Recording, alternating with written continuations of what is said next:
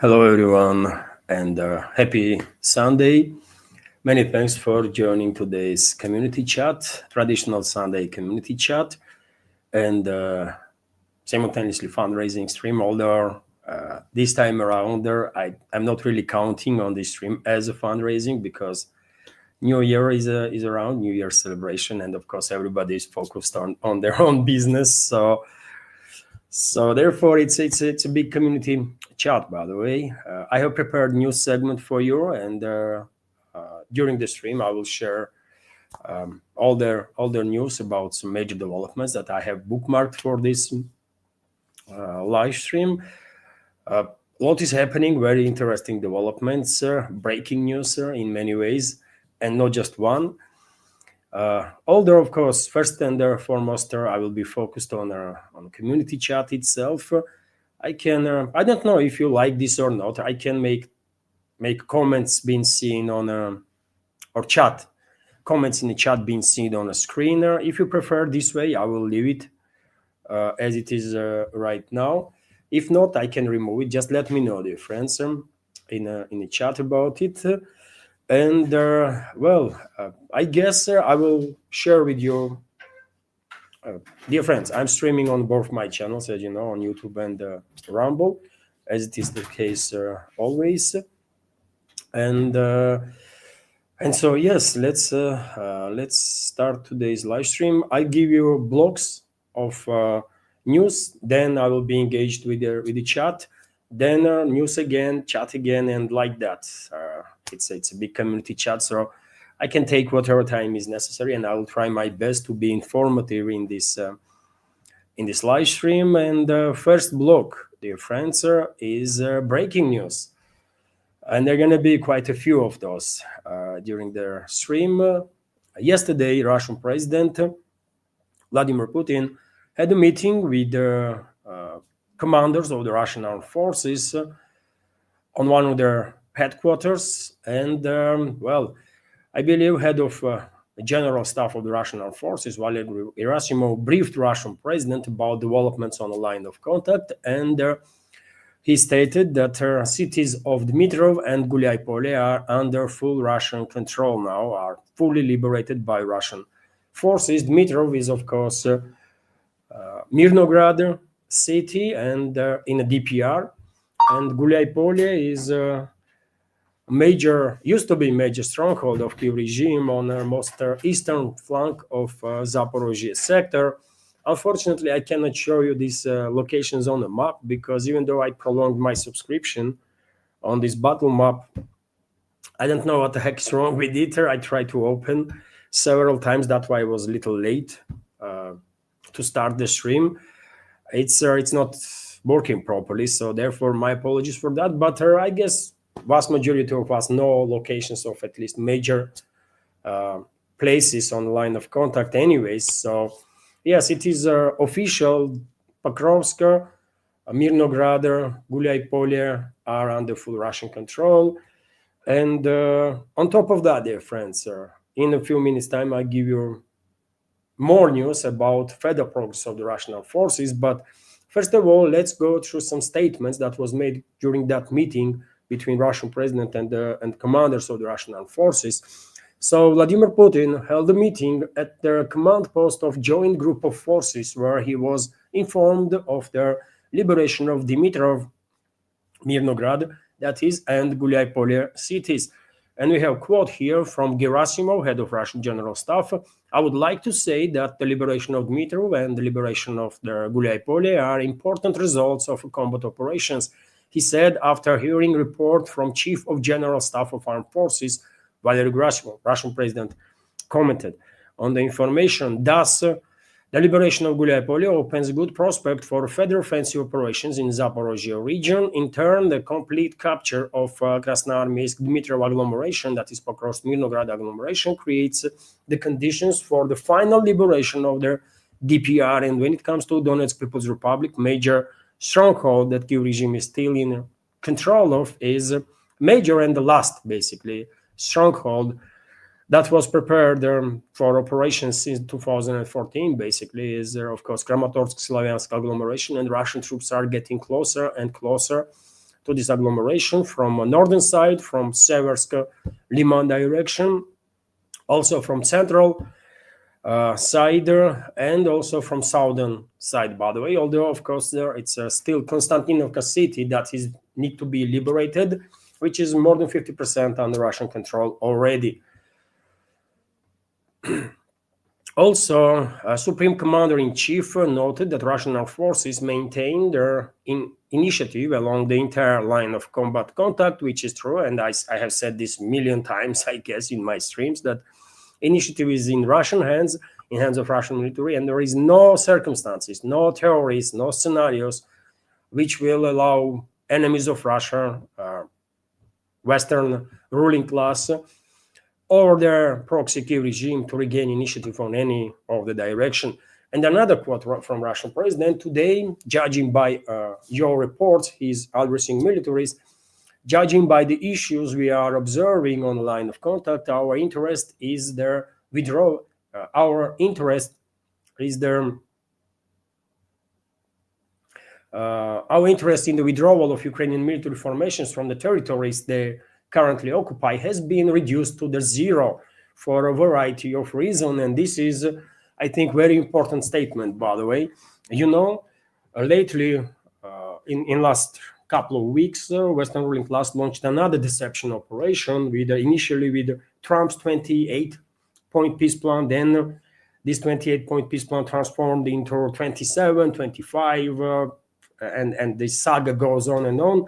Eventually, globalist control European regimes get involved, right? And they worked on their own sort of a peace plan, allegedly together with their American counterparts. And just a few days ago, Zelensky, talking head for the Western ruling class, basically presented 20-point peace plan. I went through all these points, and with the exception of few of them, the rest of it is total garbage and non-starter. Right, and I said it straight away. And well, this statement of Russian president that due to developments on the line of contact and rapid advances of the Russian armed forces, and I reminded you, friends, that Guliai-Pole is the second biggest city in Zaporozhye region, and the Russian troops liberated this town in 4 weeks. 4 weeks, by the way, right? That's it.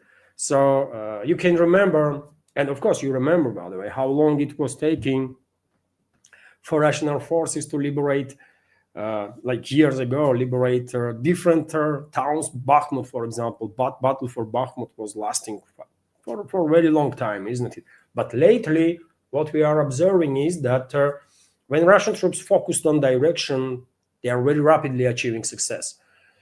Pokrovsk was liberated in relatively short time. Seversk, by the way, was liberated literally in days, right? Before that, there was constant fight around Seversk, basically since 2022, right? But when Russian troops actually focused on Seversk, prepared the ground for final assault, well, it only took literally days, and Seversk was liberated. And Kiev regime was probably shocked with such progress of Russian armed forces. Only after 2 weeks, they acknowledged that they have lost their control over the Seversk. And now Guliai-Pole, by the way. Only 4 weeks max and city is liberated. And this is not all when it comes to Zaporozhye direction. Russian armed forces achieved their no any less important progress on the most western part of the sector, of the region. And Stepnogorsk, for example, is under full Russian control now too. And it is official, by the way. Stepnogorsk, major stronghold of Kiev regime on the most western flank of Zaporozhye region, is also under Russian control. But yet again, statement of Russian president that Moscow is not really that interested at this point on the topic of voluntary, let's say, withdrawal or retreat of Kiev regime's forces from new Russian regions is a message basically to the Western ruling class that they cannot speculate with the topic of withdrawal of Kiev regime's forces, either from Donbass or from Novorossiysk, Kherson, Zaporozhye. Russian troops will force them out anyways, right? That's what Russian president, in my interpretation, is saying in that statement. And this is a good message, by the way. Let the Western ruling class know what's going on, right?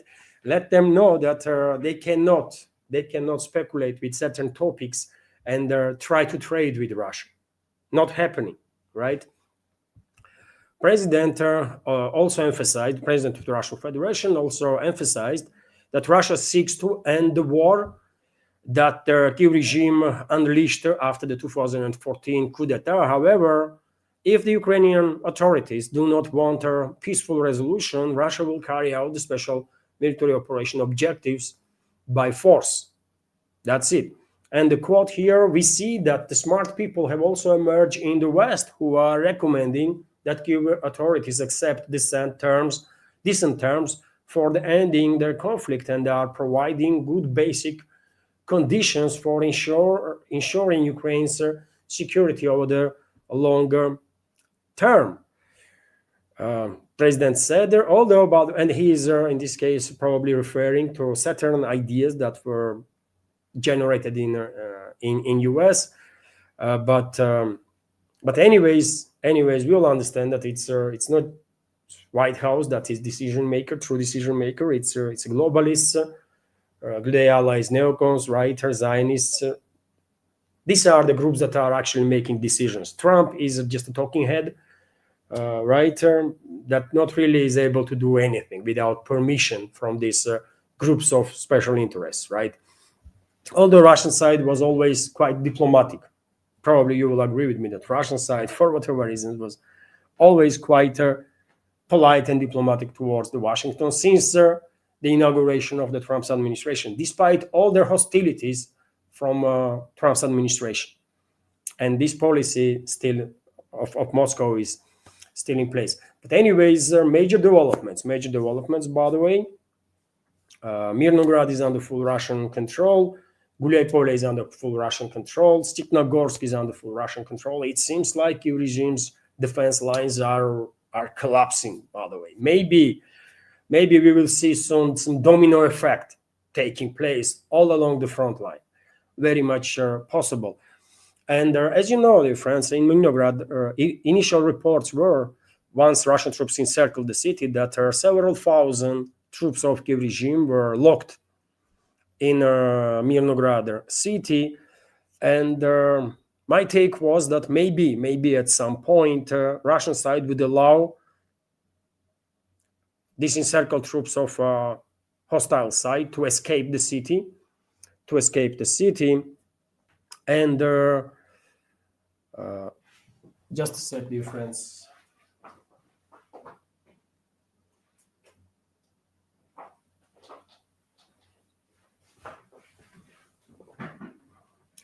And maybe this has happened. It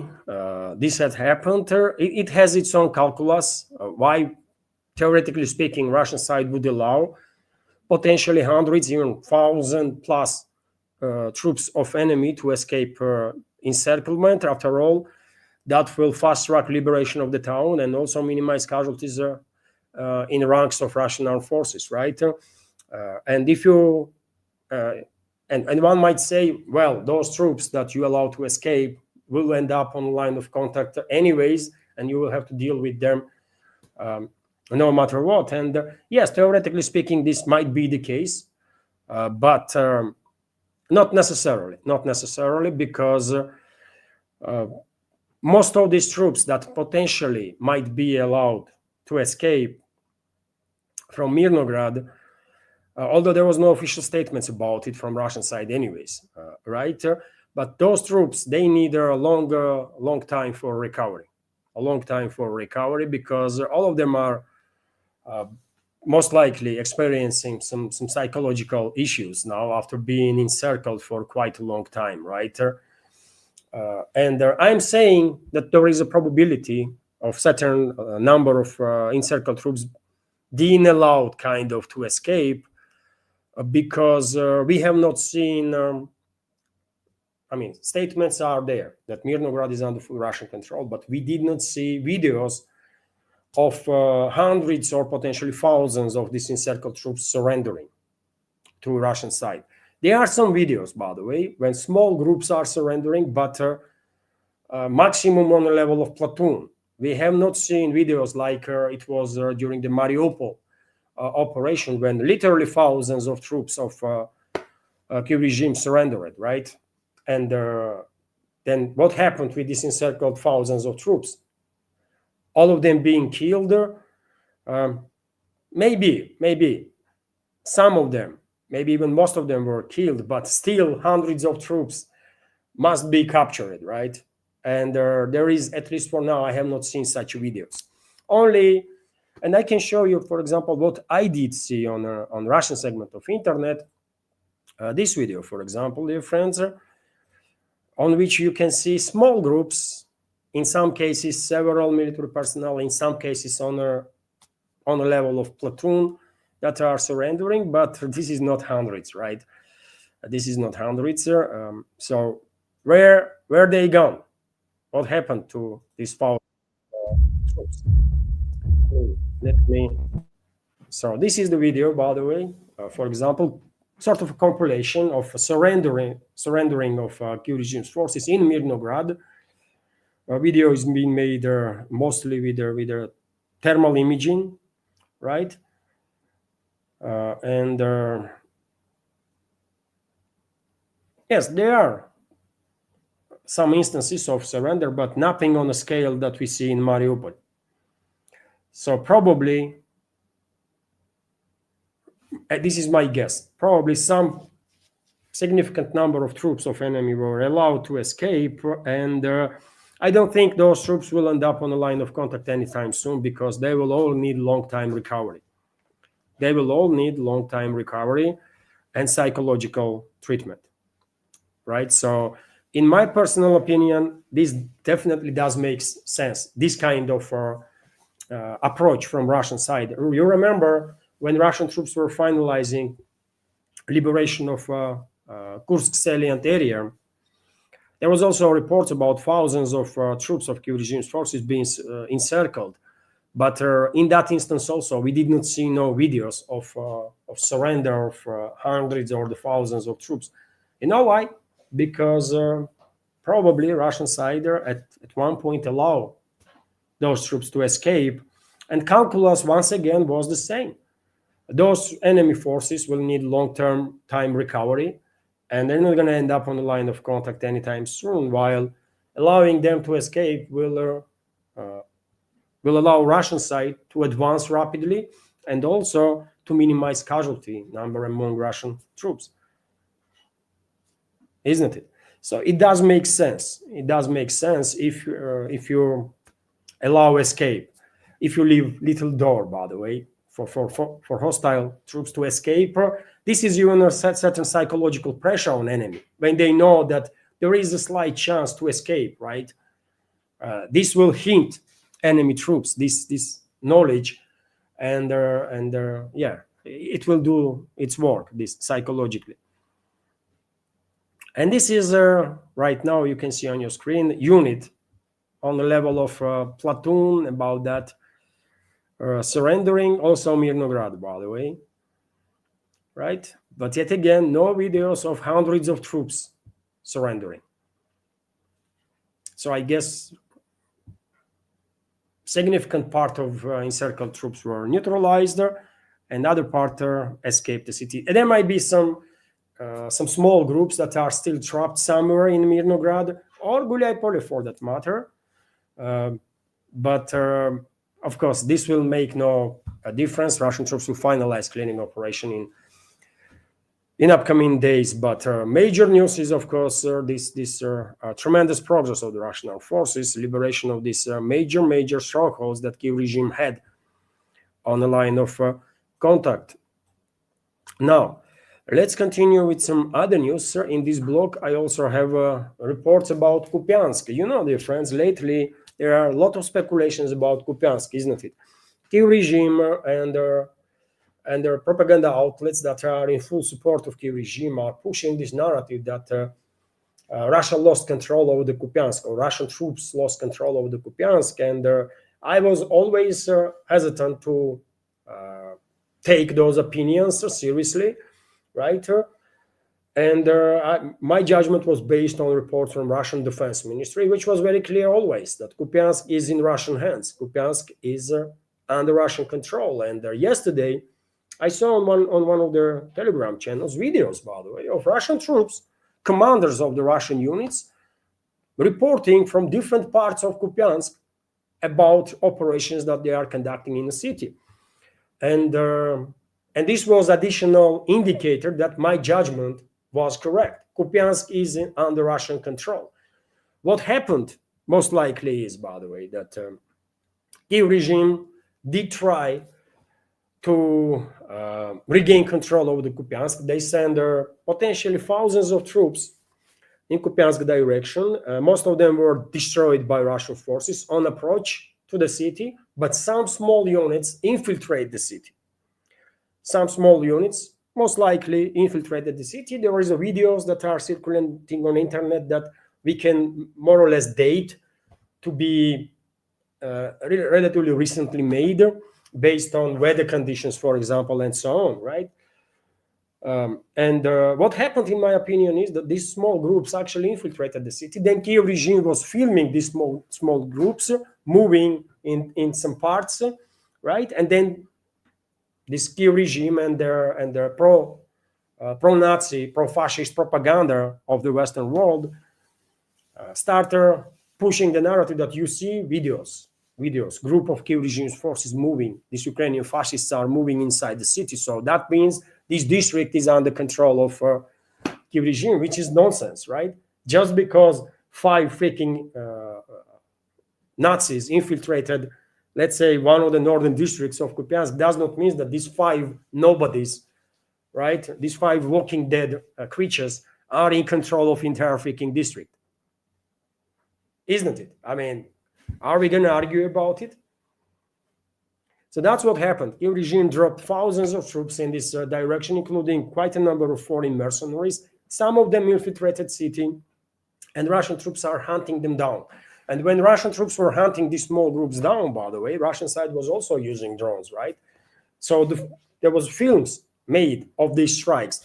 And these videos were also used by our enemies to say that, you see, Russian troops are targeting Kiev regime's forces in this district, and therefore this district must be controlled by Kiev regime. No, man, no, it's freaking nonsense. It's like a 3 or 5, or even if it's a freaking platoon of enemy that actually managed to reach the city and infiltrate it. It's only platoon. Platoon cannot control no freaking district, ever. It's just physically not possible, right? So you see how propaganda works, dear friends? And our enemies were using these propaganda methods to mislead the people. But Russian side was always very clear that it's the Russian troops that are in control of Kupiansk, right?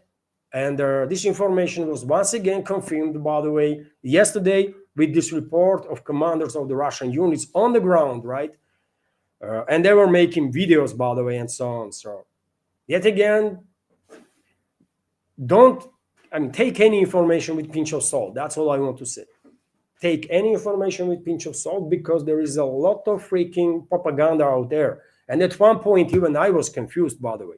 There was such a flow of these false informations about Kupiansk that at one point, I get even confused. I was thinking, what the hell, man? Like, from almost everywhere, these reports are coming that Kiev regime regained control of the Kupiansk and they achieved this and that.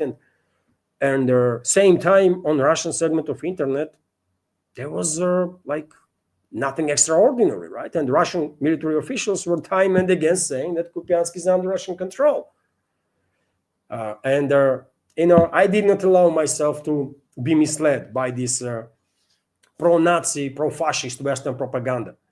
I was always saying that in this case, and in every other case, by the way, I will trust Russian Defense Ministry, and I was correct. I was correct, by the way. Russian Defense Ministry was correct, and Kupiansk is in Russian hands. Although some small units of enemy can be in some parts of the city, but it does not mean that they control district. Am I correct?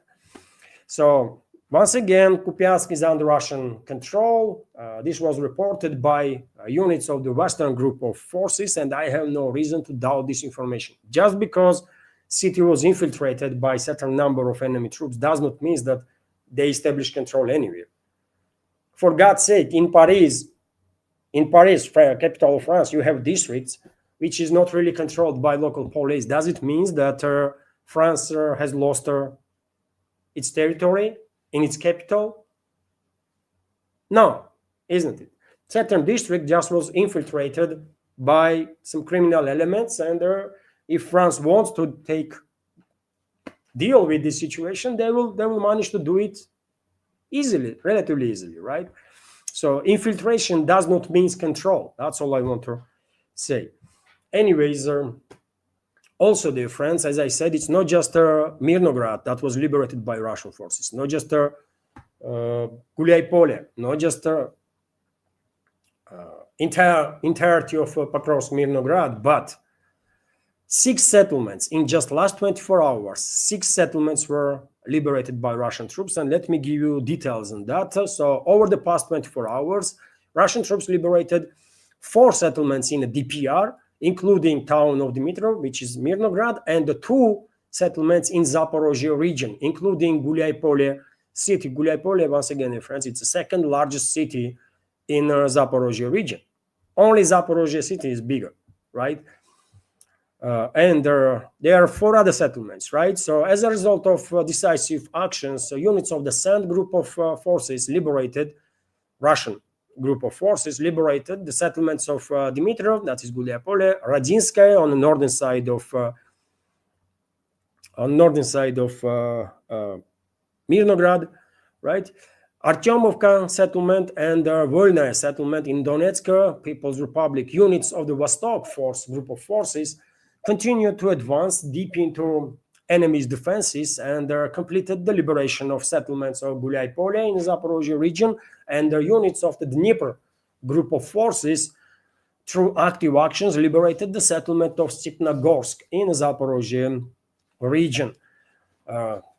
Significant progress, by the way. Significant progress, isn't it? Clearly, one might assume, based on these informations, that Kiev regime's forces truly are on a breaking point, right? And it might not take long before we will see some domino effect in this regard, right? And we will see collapse of Kiev regime's defense lines all along the front line. And for a reason, Russian president yesterday during the meeting with high-ranking commanders of the Russian forces said that, well, let's make no mistake, we're not going to allow hostile side to speculate with any topic, including with the topic of voluntary withdrawal of the Kiev regime's forces from certain areas in Donbass, for example, or other new Russian regions, in exchange of anything. No, if they will withdraw, and the Russian president said that he had basically make it public how Moscow sees roadmap towards the peace, and he made these statements during last year's meeting with the foreign ministry in the foreign ministry, right? And then Russian president said very clearly that Kiev regime has to withdraw from Russian regions, new Russian regions, and that will create good enough grounds for ceasefire to be reached, right? And talks to begun, serious talks, and that's it. Russian position did not change, but because now enemies of Russia are trying to speculate with the matter topic of this so-called voluntary withdrawal of the Kiev regime's forces, president said, you know what, we're not going to trade. We are not in business of trade here, right? This is a very serious principle issues, right? And well, if Kiev regime's forces withdraw, okay. If not, then we will do it. We will achieve our goals anyways, right? Through military means, if necessary. So that was a very important statement from Russian president, I think. And you know what? Let me be engaged with the chat now, dear friends. As I said, I have blogs, right, about some major topics. And this was the first blog about progress of the Russian forces on line of contact. I will go through some comments now in the chat, dear friends, and then I'll give you additional block of news, and quite a lot is happening actually.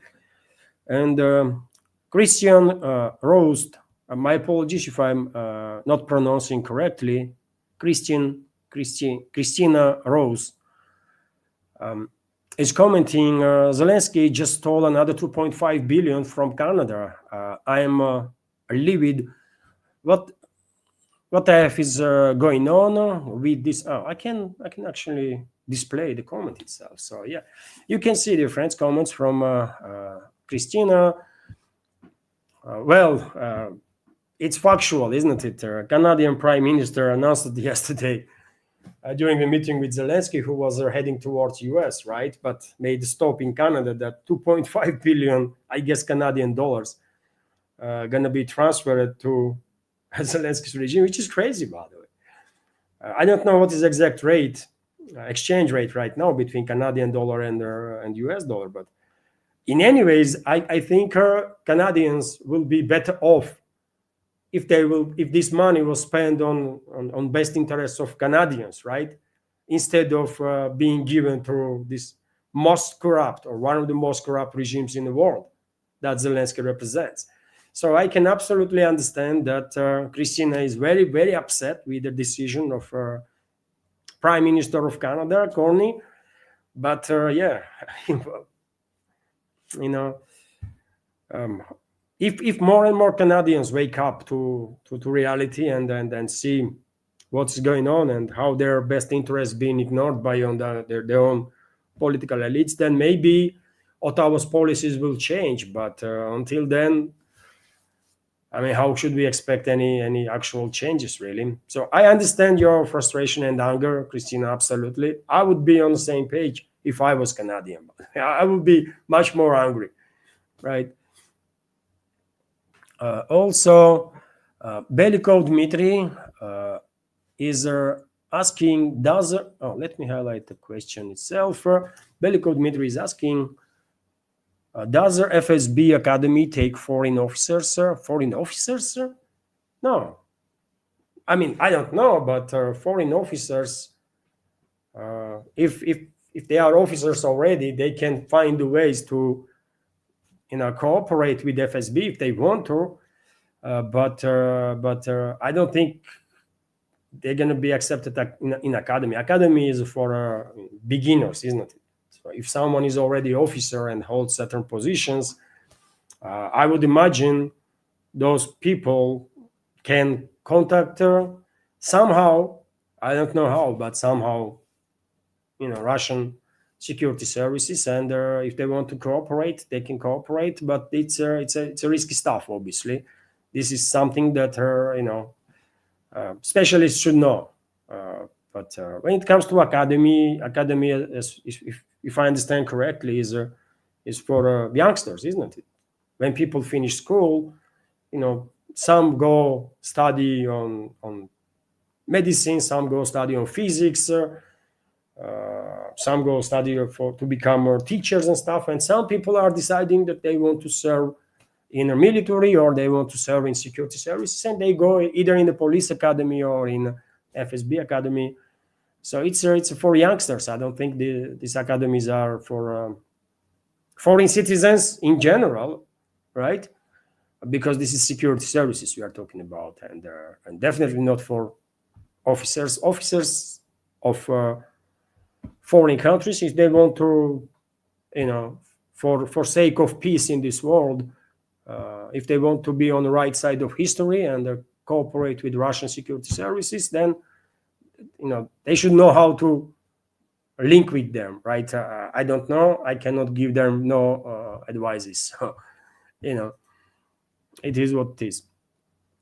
And I'm quite sure many people from all over the world, officers included, are cooperating with Russian security services to make sure that they are on the right side of history and to make sure that evil not gonna beat the humanity. And evil, we know what is the evil force. It's Western ruling class, right? Western ruling class is existential threat for humanity. I said this million times, and I'm 100% correct. Million percent correct, by the way. Humanity never faced a more dangerous enemy than Western ruling class is. Facts, right? It's a fact, by the way. You cannot argue with this.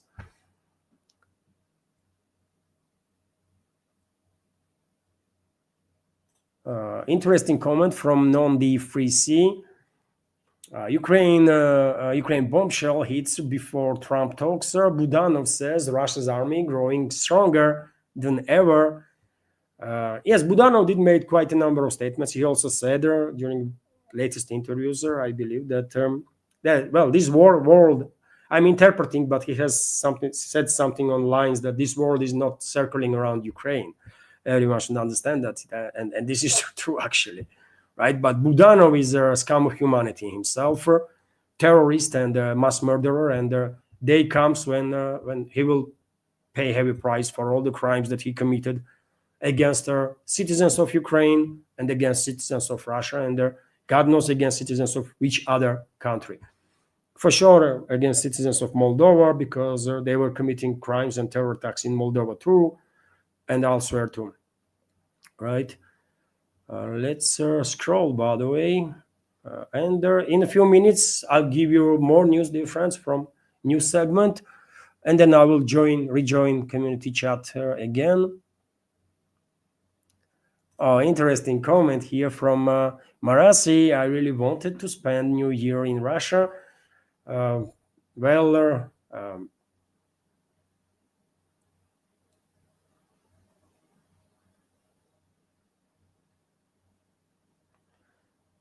what is the issue, Marasi? Maybe you have maybe you did write about it, but I don't know. Come to Russia, and Russia is open for tourists, for visitors, and you would enjoy absolutely. I have no doubts that you will enjoy Christmas and New Year in Russia big time, right? Anywhere you go, by the way, not just in Moscow or St. Petersburg. There is so much.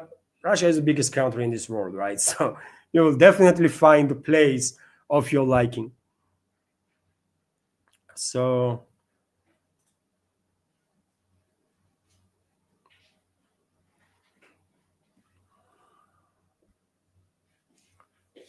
dear friends, if you want to discuss certain topic or if you have a question, capital Q will be helpful, of course. And this super chat feature on Rumble, by the way, just in case, I will mention that. Wow, by the way, I just opened the Rumble, by the way, and I saw straight away super chat from Eofi. My apologies, Ifi. Am I pronouncing correctly? My apologies if I'm mispronouncing your nickname. Let me highlight this super chat right now, dear friends. So yes, I was planning to say that you can use super chat feature on Rumble during the stream, and there is a super chat exactly here. And let me highlight this super chat.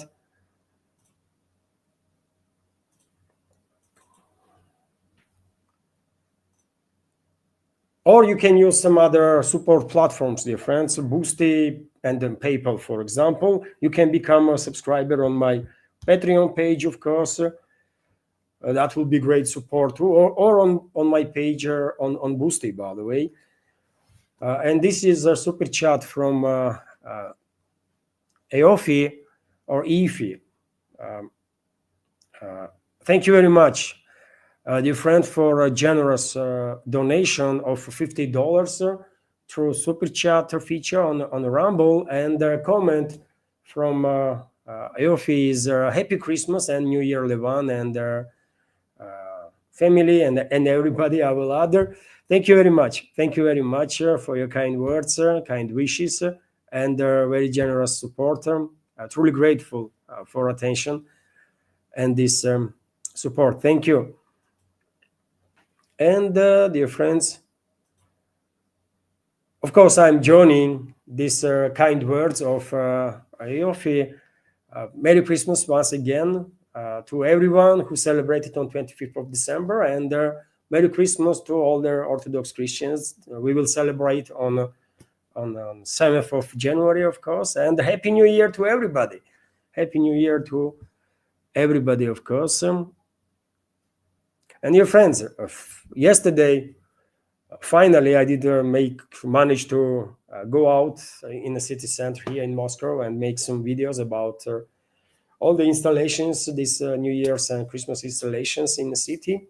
Not all of them, obviously, but I went through area of um, I went through area of um, Kievsky station, train station. There is a Europeisky shopping mall there, right? Nice place, nice area, by the way. And I made some videos there. Then me and my kids, Anna was working; she was not with us. But we went then walk through Stary Arbat Street. We went to Foreign Ministry building first, then through Stary Arbat, a little part of Novi Arbat streets, a little part of Gogol Boulevard, and I end video right next to Cathedral of Christ the Savior. And I made this video, the compilation of the videos, and I published on my Patreon page as an extra and the page on Boosty. Thankfully, there was no issues with publishing video on the Boosty this time around. Last two videos did not get published, but this one went okay. So I'm happy about it. Hopefully, our communities on Patreon and Boosty will like this extra, and I'm gonna try my best, by the way, to significantly increase the number of extra or volume of extra content on my Patreon and Boosty pages in 2026. It's not that easy always.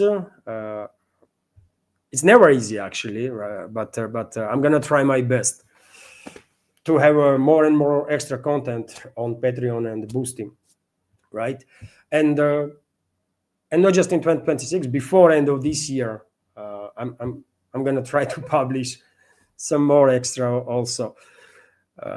If you are interested to subscribe to my Patreon page or page on Boosty, links are on this video in description box and in the pinned comment.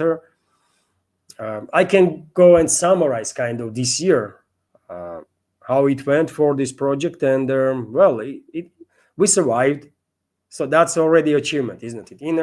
In circumstances when my channel on YouTube, which is significantly bigger than on Rumble, my channel still exists on YouTube, but our community step by step but increasing. Although in last 2 weeks YouTube unsubscribed about 100 people, by the way. I have no freaking idea how, and I don't believe these 100 people just randomly decided that they want to unsubscribe. It's already 4 years, isn't it? I'm doing this, and whenever something unnatural is happening, I can notice it straight away. YouTube is lying, by the way, with numbers, with number of subscriptions, with number of views, with everything, right? On the channels that are in shadow ban, YouTube is manipulating with numbers, downgrading the numbers. On the channels that are Western ruling class and their propaganda would love to see reaching big numbers, they are promoted big time, right? Usual stuff, really. There, nothing extraordinary. So yes, to summarize year for a project, we survived, and that's already progress. For the last 2 years, I was hoping that our community would double on Patreon and Boosty. Actually, community stays more or less same. About 150 subscribers on Patreon and 14 subscribers on Boosty for now. Yeah, maybe in 2026 our community on Patreon and Boosty will actually double, but yeah, I'm not really hopeful in this regard. But yeah, never say never, isn't it? So yes, I mean, I'm trying to be to produce interesting content, right? And there is a core of our community that is very supportive and allows me to stay in this field of news and political commentary. I'm truly grateful, dear friends, to all of you for this unique opportunity, because I mean, it's all because of you, by the way. I'm able to do this, right? Otherwise, without your assistance, without your support, there would be no my channels and programs. It is what it is. So I don't take nothing for granted. Truly grateful for your support, dear friends. So that's it when it comes to summary. I mean, we survived, project survived this year, and I will find it. I will designate. I will say it's success already, especially in circumstances when there is a extremely aggressive algorithm against us, and it is very difficult to reach our audience. By the way, very difficult. Even members of our community are very rarely receiving notifications. So, can you imagine how difficult it is to be in recommendations for people that are not subscribed and never even heard about my channel or never see my channel?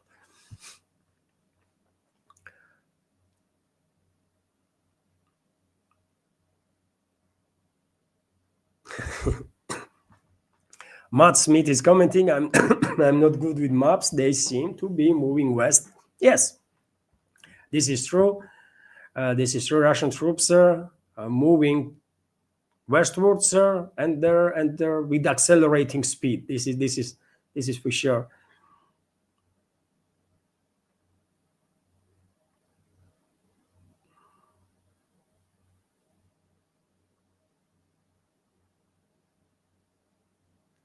Dear friends, what you will say if I will give you now.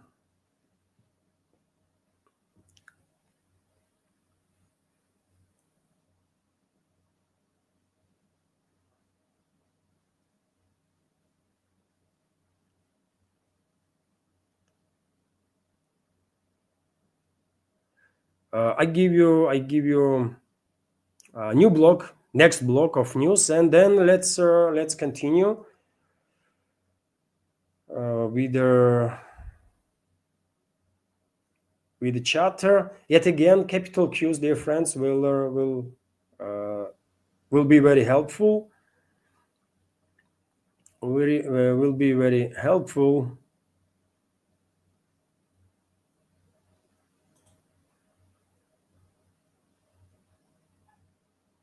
Or capital letters. I see question from Nidish Kumar Levan. How do you view elections in Myanmar after a while?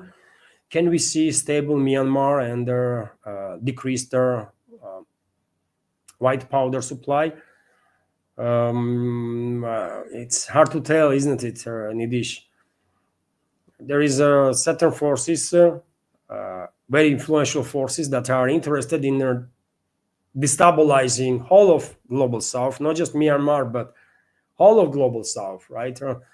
Around China, to be a little more precise. Although there are certain forces that want to destabilize certain countries around India too, which is also factual, and we all have seen this playing out in this year even, and in past years too. So therefore, we all want to see decrease in instability, but unfortunately there is a high risk that 2026 will be even more will bring even more instability to the region. And I don't think Myanmar gonna be exception. I think there is high probability that we will see some increased tensions um, all over the global South, because the reason and the main reason is, of course, West China clash. I will understand that. Just on 27th, yesterday, isn't it? Cambodia and Thailand, for example, subscribed kind of for yet another ceasefire, but will it last? Will it last? And if so, for how long? You know. And right now, dear friends, there was a message on boosting donation, and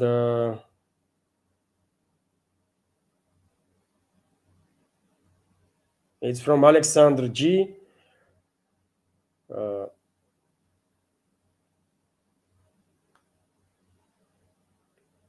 Thank you very much, Alexander, for your donation. And let me now. Let me now. Um, drop this screenshot to my notebook so that I can highlight. So that's my answer, Nidish. I don't think there is much reasons to be optimistic in terms of stabilization in either Myanmar or among Cambodia and Thailand. I think more instability is ahead. Entire decade gonna be like that, I'm afraid. So I will, and let me highlight, dear friends, now.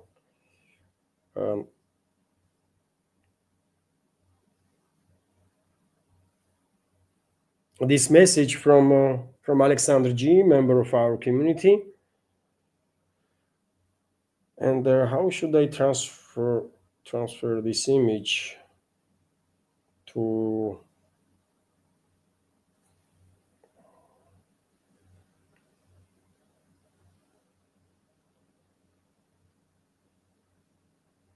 Just a sec, dear friends.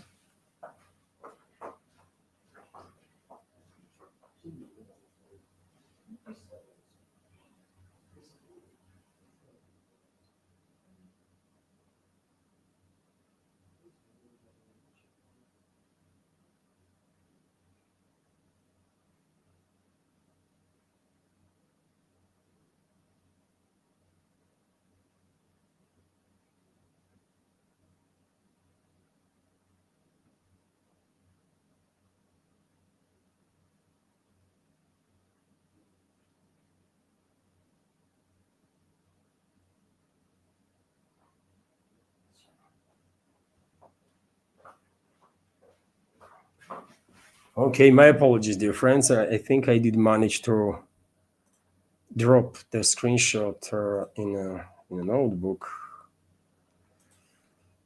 Let's see if I managed this to draw. Yes, I did. Another sec. You see, dear friends, ideally, this is work for a team, isn't it? And one day, who knows, maybe I will be in a position to actually have a team that will work exclusively on this project, so that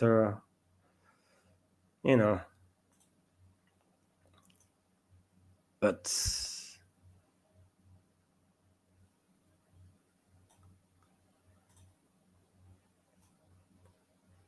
okay.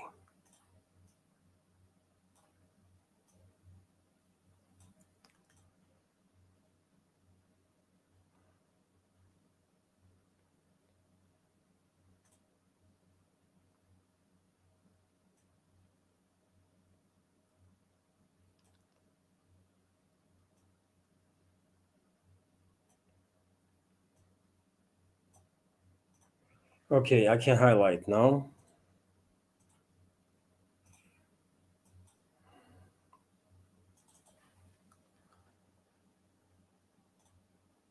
So this is a message from Alexander G through Boosty. Thank you very much, Alexander, for $10 donation, and for your support and attention, for being one of the most active members of the community. And comment from Alexander is, thanks for the updates, Levan. Happy New Year and Merry Christmas from Norway. Thank you very much. Merry Christmas, Happy New Year to you, your family, your friends, to all of Norway, by the way. Have a good, successful year full of kindness and success. Thank you very much. Thank you very much for your support. Thank you. And I will say very same words to everybody. Absolutely. Thank you. And now, dear friends, if I may, I will share with you next block of news that I have bookmarked for today's update, and then let's continue our chat. So Lavrov, Foreign Minister of Russian Federation, did made quite important statements past days, yesterday, for example, and today a number of media outlets are publishing his statements also. And one of these statements being Washington's new national security strategy may signal a rethink of American global role, Lavrov said. It's notable there is no call for a total containment of Russia, and even NATO expansion is quietly questioned, said the Russian foreign minister. But Moscow insists it will judge the US by actions, not the words, according to Russian foreign minister. And this is definitely right approach because talk is cheap. Talk is cheap, right? And I think that new, relatively recently published, this updated national security strategy is also part of deception operation. My personal opinion, you might agree with me, dear friends, you might not, but I think it was a part of deception too, exactly for these reasons, to create some sort of false reading all over the world, right? And to mislead some people. Probably Washington was hoping to mislead Moscow also, but they're not going to succeed in that because, as Lavrov said, Moscow will judge based on their policies, based on actions, not the words, because, talk is cheap, man. Talk is cheap. Also, Lavrov went to say that Europe is pumping here with money and weapons, and they're dreaming of collapsing Russia's economy with their sanctions.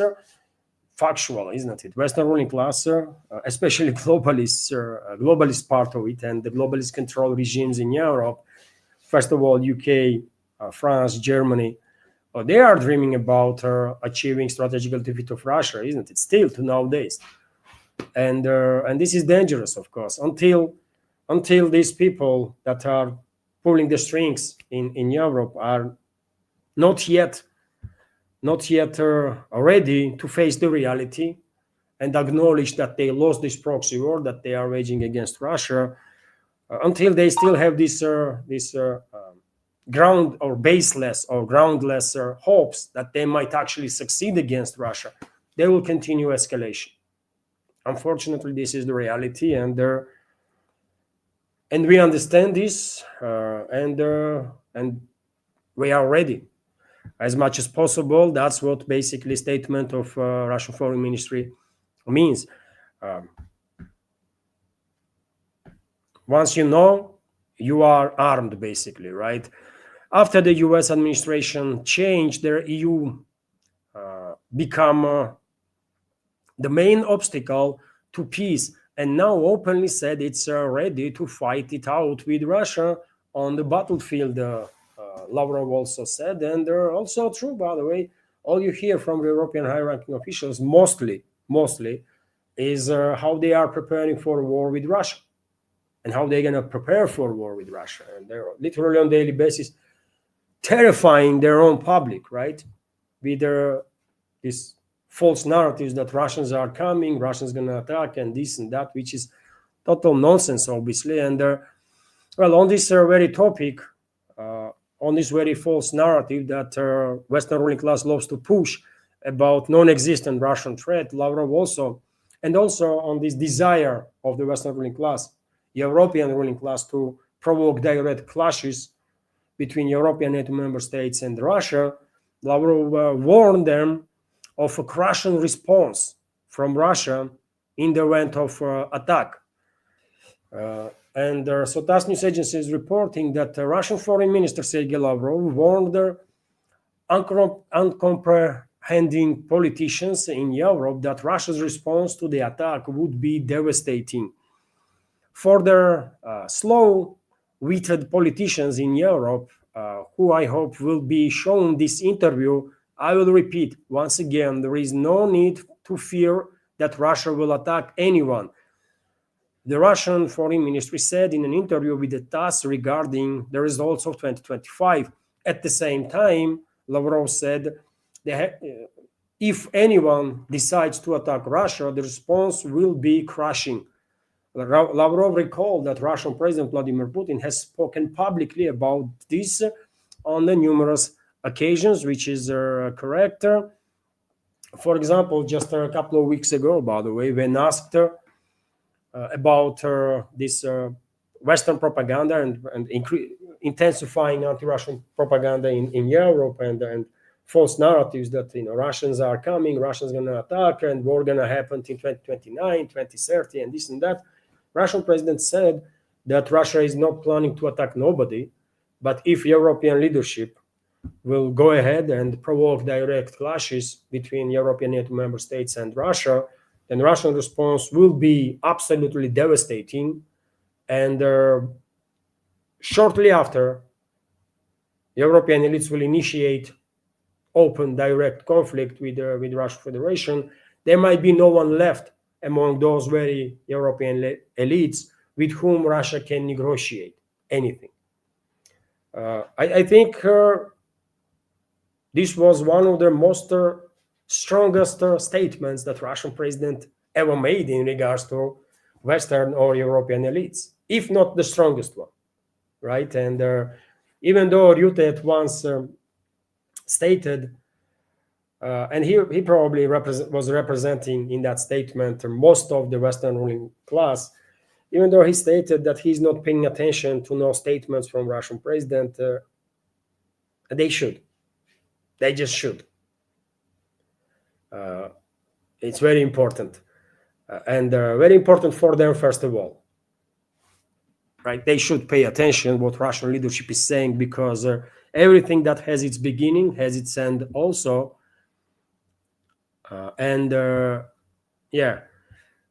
That can be said about patience of the Russian leadership too, isn't it? It is what it is. And now, dear friends, after sharing this couple of statements from Lavrov, let me for a little while come back to chat. Let's have a little conversation about anything, really. And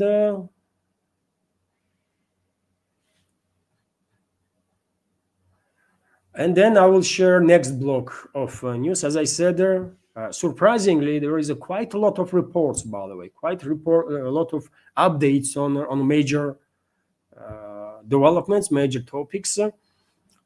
Somewhat surprising, because usually during this New Year's Eve period, it's relatively calm, isn't it, in media field, but not this time around. And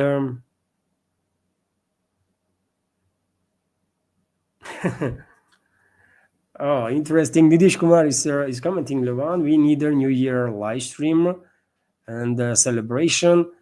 New Year live stream. New Year live stream. No, man. On the New Year, I'm gonna greet New Year with family. We're gonna stay home. It's tradition. Usually we greet New Year at home. When I was younger, in a couple of times, I greeted the New Year with our friends outside somewhere, right? But usually we are at home. There is traditions, by the way. I don't know about new generations, but I'm old enough to have this tradition that every New Year on 31st of December, before 12 o'clock, by the way, I'm watching practically every New Year. If I'm home, by the way, I'm watching movie, Soviet era movie, by the way. С легким паром называется. С легким паром is the name. I don't even know how to translate this in English. It's a classic. It's a Soviet era classic, and there is a second part made relatively recently of this Soviet movie. And this year around, I think we will watch first part before New Year, before 12 o'clock, and the second part after 12 o'clock.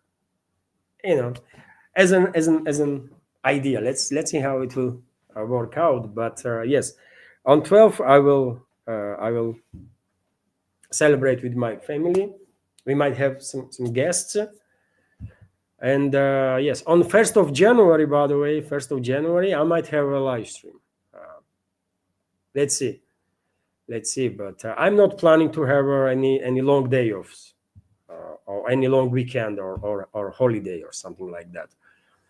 So I will work tomorrow. I will work on 31st, and on 1st of January, most likely also. It depends on news, by the way. If there is little to none updates on major topics, then I can take day off. But if not, and I will let you know about it on my Telegram channel, Twitter X page, or on the community page on YouTube, right? Otherwise, I will work on the 1st of January too. Idea is good, but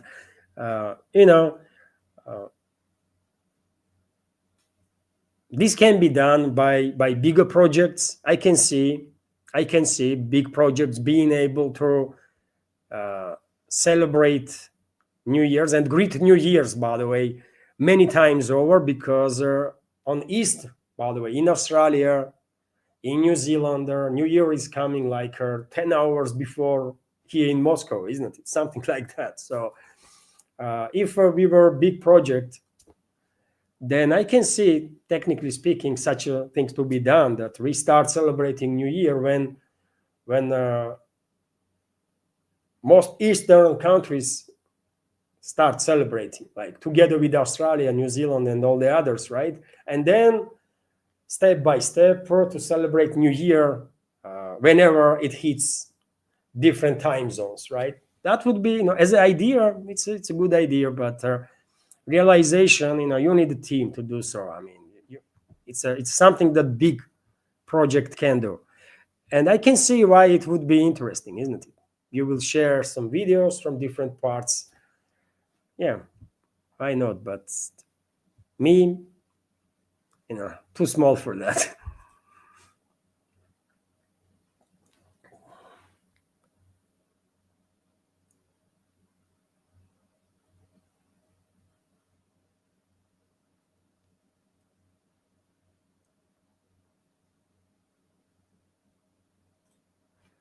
Marcel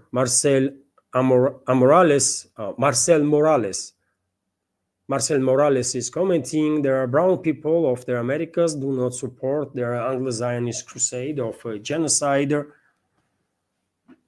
World community, by the way, most of humanity is extremely critical. I want to believe that most of humanity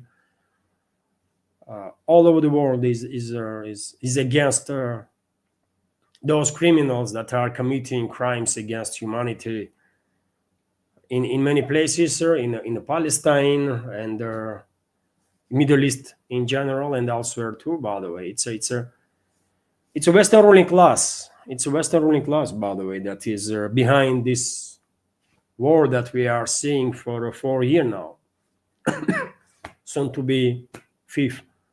It was the Western ruling class that provoked this war and are fueling this war, isn't it?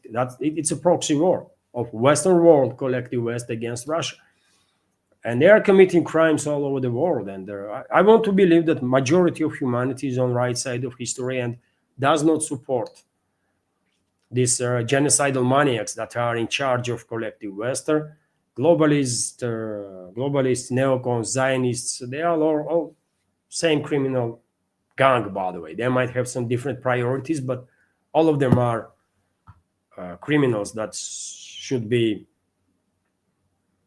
put in prison for life, for sure. So I would not designate us as a like on the color of our skin or something, on race or stuff or ethnicity. I want to believe vast majority of us humans are on the right side of history and condemn all the crimes that are provoked and committed by Western ruling class and their allies.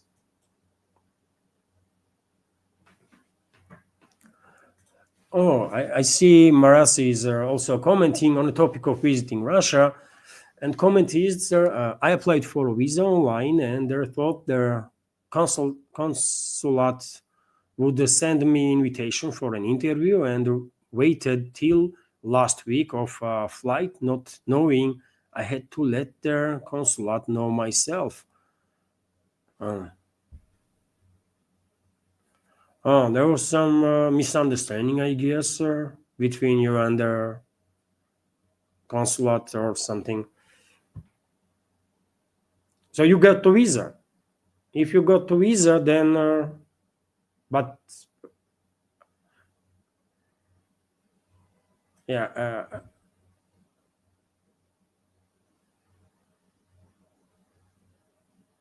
oh, you already brought the tickets and did not yet got the visa, by the way.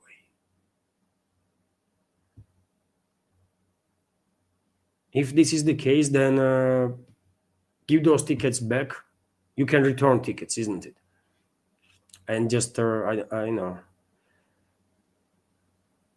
I'm in no position to give any advices because it's you have to know for sure, right? But call the consulate. They will give you some advices what to do.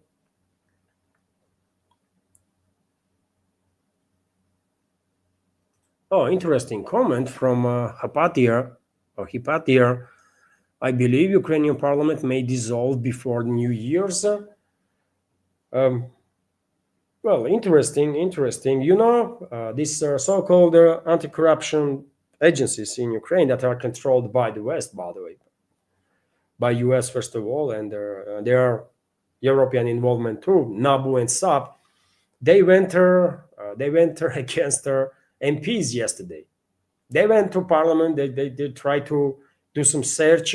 They were targeting a number of MPs that are close to Zelensky yesterday, by the way. And there was even a conflict. They did not start shooting each other, but there was a conflict between these NABU and SAP representatives and their other security services that were protecting those MPs, right? They didn't start shooting each other, but there was some tension and friction there, right? And maybe you are coming from your judgment is coming from these developments that this NAPU and SAP went after Zelensky's inner circle in the parliament. I don't know about they being dissolved, but a number of Zelensky's allies in Radar might end up in jail, or they might flee Kiev controlled territory, as Mindich did, another close ally of Zelensky, relatively recently, right? And some other elements too.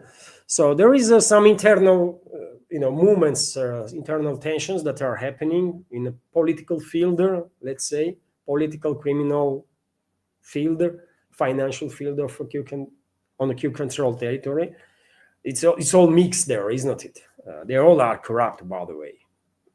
If anything, Nabu probably and Saab probably have some evidences of crime being committed by everybody in Ukrainian so-called elites, literally by everybody.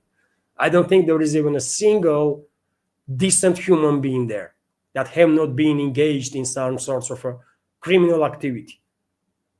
I truly, honestly don't believe there is even a single decent human being in Ukrainian political class that are active. There are a number of people that have been forced to flee Ukraine, by the way, right? Some of them are in Russia, some of them are in Western countries, maybe elsewhere. But right now, in the Kiev-controlled territory, I don't believe that there is even a single decent human being that is active in the politics. So if Washington wants to, they can probably they have evidences of criminal activity on everybody there, and they can use it against anybody, right? So theoretically speaking, yes. I mean, if Washington wants to, they might do some crazy stuff with Rada, but will they go this far to even push towards dissolving this so-called parliament there? I don't know. Your statement seems to be too strong yet, but anything is possible. Maybe. Also, Hypatia is saying Orthodox New Year is 14th of January. Yes, Orthodox, religiously speaking, yes, we are celebrating. We call it Old New Year, starting over God. We celebrate it on the night between 13th and 14th of January, and the 14th is beginning of the new year. In Orthodoxy, due to differences in the calendar between Western Christianity and Eastern Christianity, yes, this is true. As Christmas, by the way, is celebrated in most of by most of the Orthodox Christians on 7th of January. Although there are exceptions, Greek Orthodox Christianity celebrates, I believe, on 25th of December. There might be some other exceptions too, but mostly we celebrate Christmas on 7th of January.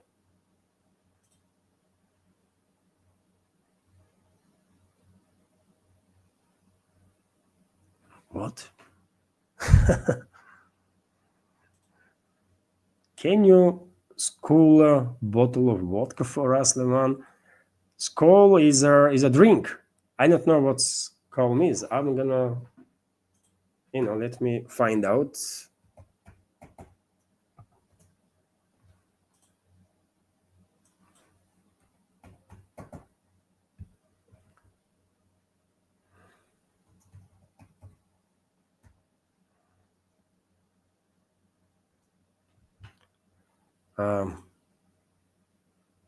I don't know what that means. If that means, or can I drink bottle of vodka? If you're asking that, probably I can to drink a couple of bottles of vodka, but I'm not big fan of it. No, I'm not big fan of vodka, by the way. Beer, wine. I'm from Georgia originally, isn't it? And Georgia is well known for its wine culture. So wine, okay, beer, okay. By the way, and I'm Georgian Ossetian, isn't it? And they're Ossetian people, descendants of Alans, Kyphosarmatians. They are well known for beer, by the way. So I'm okay with their wine and beer. Vodka, not so. I can drink it.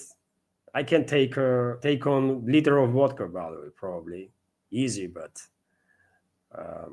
no, it's not easy. I mean, I'm gonna get drunk easy, if you drink liter vodka. It's quite a lot actually, but yeah, I can take it, but not big fan of it. If I drink vodka very rarely, and usually I use vodka for cocktails. By the way, that's it. It's what is the word? I don't think it's a stereotype, isn't it? It's a stereotype that everyone in the northern countries, especially in the northern countries, Russia, Finland, Norway, Sweden, everybody drinks vodka or something strong of that type, which is not really true, by the way, right?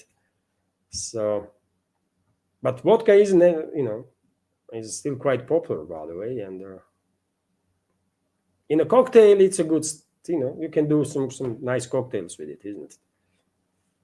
Like, it's easy, by the way. Just take any juice, really, pure juice in a 50 grams of vodka, 100 grams of vodka, and you have a nice cocktail.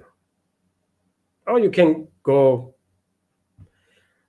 give freedom to your fantasy and come up with something more creative.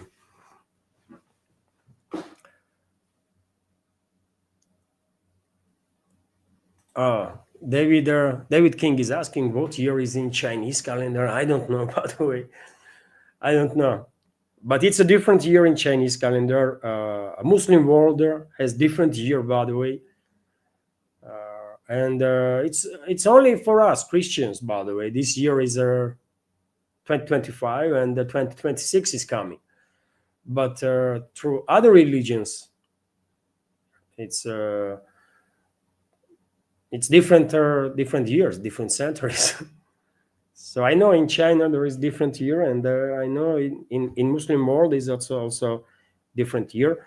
Muslim world's calendar starts from I don't know, from birth of the Muhammad prophet of their Muslim religion, or after from his death. I'm not sure, but it's linked. So Islam was born in 7th century, isn't it? So if I understand correctly, then it should be like 1300 something year now in Islam, or 1200 something year. I don't know, but something like that. And in China, I don't even know. I truly don't. I'm gonna Google it right now.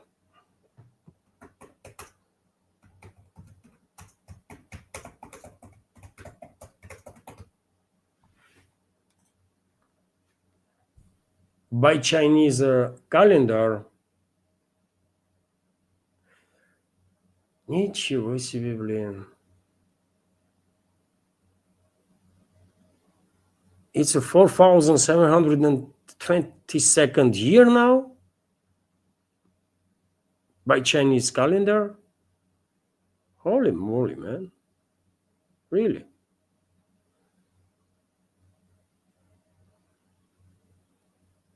Yeah.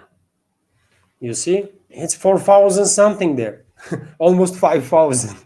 So yeah, we are quite similar as a species. No, we are as a people, right? Cultures, but also very different. Even though all of us are one species, isn't it? All of us are humans, but yeah, many things are similar somewhat, and there is drastic differences too.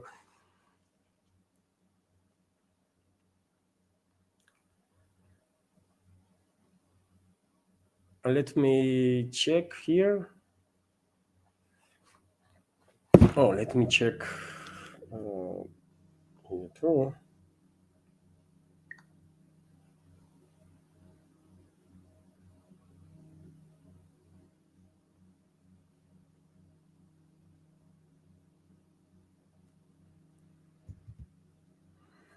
So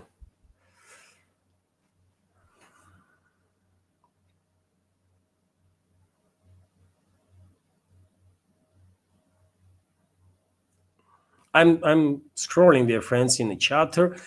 Maybe new members are watching this live stream now and wondering what the hell is going on. This is community chat, dear friends. These streams on Sundays are just for us. I do share news, right? But it's basically for us to just exchange opinions. That's what is happening. This is traditional Sunday community chat.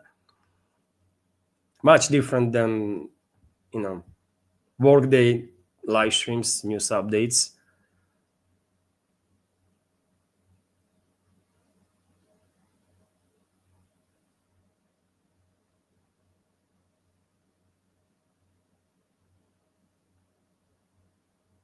Once again, hello everyone, and many thanks for joining this stream.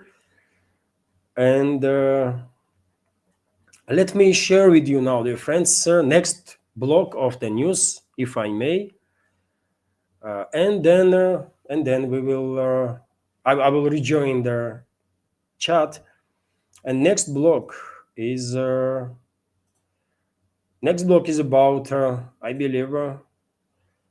Oh, okay. Next block is about work of air defense systems of the Russian Federation past night. 25 drones was intercepted, by the way, according to Defense Ministry's update.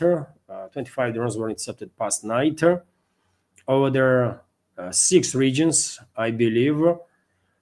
Although yesterday evening, 45 drones were also intercepted over the number of Russian territories, and the Kiev regime did try to attack Moscow too, and air defense systems intercepted 26 drones that were flying in direction of Moscow, for example. The Kiev regime tried to strike back on Moscow after Russian retaliatory strike on the military, logistical, energy infrastructure of the Kiev regime, including inside the Kiev itself. That happened not past night, but night before, right? But Russian air defense systems intercepted all drones that were targeting Moscow. And you might find interesting, dear friends, reports that Zelensky allegedly fired the commanders of the Kiev regime's forces that were responsible for Seversk direction. Kiev acknowledged that Seversk is under Russian control only 2 weeks after settlement city was liberated. And well, now Zelensky is firing commanders that were his own commanders that were in charge of that direction. And I guess Zelensky has to fire more of his own commanders because, yet again, as I reported earlier today, by the way, Gulyai-Pole is fully liberated by Russian forces. Stepnogorsk is fully liberated by Russian forces. Mirnograd is fully liberated by Russian forces. And even more settlements, right? Just in past 24 hours, 6 settlements were liberated by Russian forces. That was confirmed by Defense Ministry as liberated. And because Russian Defense Ministry is quite conservative institution, I guess in reality, maybe a couple of more settlements were liberated also, but possibly some cleaning operation is underway. And until that cleaning operations will be finalized, Defense Ministry will restrain itself from making any statements about that.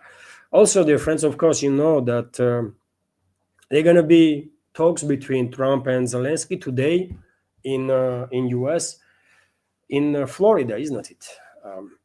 In Trump's Mar-a-Lago estate, if I remember correctly. And well, yesterday and today, Zelensky, his European backers, and also Trump, they are kind of engaged in phone conversations. At least they should be engaged in phone conversations. I was reporting yesterday, for example, that before Zelensky even left for US from Europe, he was in Kiev control territory or somewhere in Europe. I don't even know. He's mostly outside of Ukraine, isn't it? But before he left for America, he went first to Canada, of course. Then he take off for US. There was talks between Starmer, Prime Minister of UK, Starmer, French President Macron, German Chancellor Merz. Later on, yesterday, and some reports are suggesting that today may be very same European leaders, also Ursula von der Leyen, head of European Commission, some other individuals, possibly Finnish President Stubb. Don't ask me why. Stubb is everywhere. Probably globalists are preparing him for some high-ranking position, either in the NATO or in European Union. Maybe Stubb will replace either Kaja Kallas or maybe Ursula. Who knows, right? But Stubb is clearly intentionally being put in this field because this is not his. I mean, he's the president of Finland, for God's sake. I mean, why he's being televised this much? But anyways, who cares, right? After all, Kaja Kallas is from even lesser relevant entity on European scale than Stubb is. Like Kallas is from Estonia, by the way, right? And who cares about Estonia? But not even Estonians care about Estonia or what Estonian politicians have to say. But nevertheless, Kallas was chosen by globalists to be designated as #1 diplomat, probably because of her willingness to sign up for anything and her unparalleled Russophobia. Probably, although her family was engaged in business with Russia, by the way. If she is that Russophobic, if she hates Russia and everything Russian that much, then her family was engaged in doing business with Russia, in Russia, by the way. What the hell? So, you see, she's like chameleon, by the way. Whoever pays, she will dance under the any music that her sponsor will choose, right? That's what's happening with the Kaja Kallas. Stop probably the same level of chameleon. same type of individual and being promoted. But anyways, these European so-called leaders are talking between each other, and they're gonna have talks with the Trump also. With Zelensky. Zelensky will probably participate in those phone conversations. And what is interesting, reports were coming in that Trump will have a conversation with Zelensky without the presence of European delegations there. Okay, maybe this is true, maybe not, we don't know. Earlier, there was reports that European countries, especially countries that are part of the so-called coalition of willing, send their representatives already into US. Maybe they will be present during these talks between Trump and Zelensky, maybe not. But in any case, I don't really expect anything serious to come out of these talks. It's a theater. It's a theater of deception that Western ruling class is playing, right? And if you ask me, I expect Trump to go ahead and start making anti-Russian statements again after today's talks with Zelensky. Probably he will once again say how disappointed he is in Putin and how he was expecting that because he had a good relationship with Putin, he will resolve this conflict easier and this and that, all the same stuff, by the way, right? So Trump will go after Putin, I guess, again.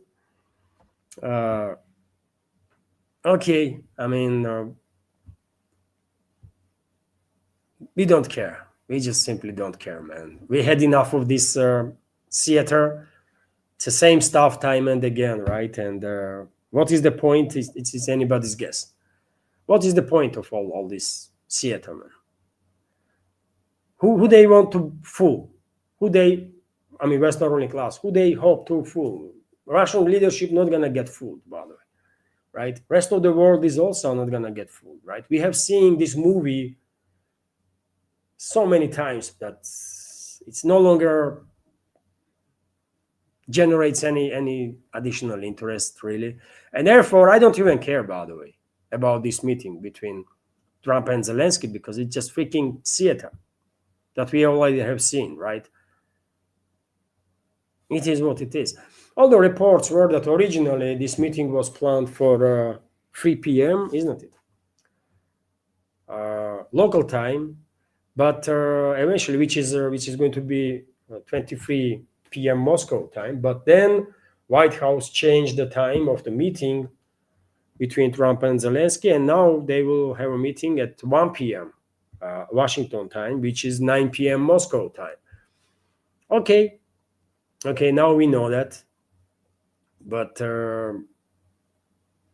what should we expect? Share your opinion in chat, dear friends. Do you expect anything positive from all this deception operation that West come up with yet again, with the 27, 28, 20, and whatever number that is, so-called peace plan, and these talks between Trump, European so-called leaders, Trump and Zelensky, and so on. It's boring, isn't it, at this point, man? It's boring. We all know that in terms of actual de-escalation, nothing gonna change. Special military operation will continue, right? And we will see the escalation only when the Western ruling class will have no more options but to face objective reality and acknowledge that they lost. Until then, well, Moscow will have no option but to continue, right? And that's it. That's all we need to know. All this theater and all these games, by the way, on part of Western ruling class is just too freaking boring, not interesting. Nobody's being fooled. Whoever was brainwashed by Western ruling class being brainwashed, but the rest of the world community is immune to these games of the Western elites, isn't it? We only pay slight attention because, just because. That's all. We don't really, me personally, and there are many people like me, but we don't really expect any serious changes. Not happening. Even theoretically speaking, even if Trump, Vance, some other elements in the current administration and even beyond that, in America, generally speaking. Even there is a certain group of people, formally at least influential people on significant positions, actually want to de-escalate, actually want to pull out US from this proxy war that Western ruling class is waging against Russia. They're not going to be able to do it. They're not going to, no one going to allow them to pull out US from this war, man. No. If Trump will actually say today, let's say, that US is done with all this war and they are pulling out and they are choosing to actually build relations with Russia, Trump will be probably impeached or killed before he will sign up for any decision, before he will formalize with sign his own sign any decision on this trajectory. He will be the impeached or killed by. That's what it is. So when we know this, how can anyone can expect that Trump, Vance, some others, even if they want to de-escalate with Russia, will be able to do it? No, they're not going to be able to do it, right? And that means, unfortunately, that this conflict will continue and Russia will have no option but to force Western ruling class to submission, to capitulate. And Russia will do it. It's only a matter of time. Russia will do it. Process is underway. And there are reports, and I mentioned this yesterday too, that Trump plans to have a phone conversation with the Russian president because yesterday and today there was no reports about such conversation taking place. Probably he will call the Russian president tomorrow after talks with Zelensky. Okay. I mean, yet again, what is the point? What is the point? Outcome. What is going to be our outcome? Nothing, right? So, or nothing of positive. So therefore, who cares if Trump calls Russian president or not? Who cares, man? Like, that's where we are at this point. And let me join community chatter again. I see a question from Nidish Kumar. Does Inuits of Russia and Inuits of Canada, Alaska, they move freely between these nations? Is there any kind of pact? Oh no, man. I don't think. I'm definitely not an expert in ethnic minorities of either U.S. or Canada or the Russia. By the way, there is so many ethnic minorities, right? But I don't think there is any treaty in place between Russia and Canada or Russia and US that citizens of certain ethnicity can move freely between the countries. No, man. I don't think there was ever such an agreement in place. But yes, we have Inuits, by the way, and Russian Federation.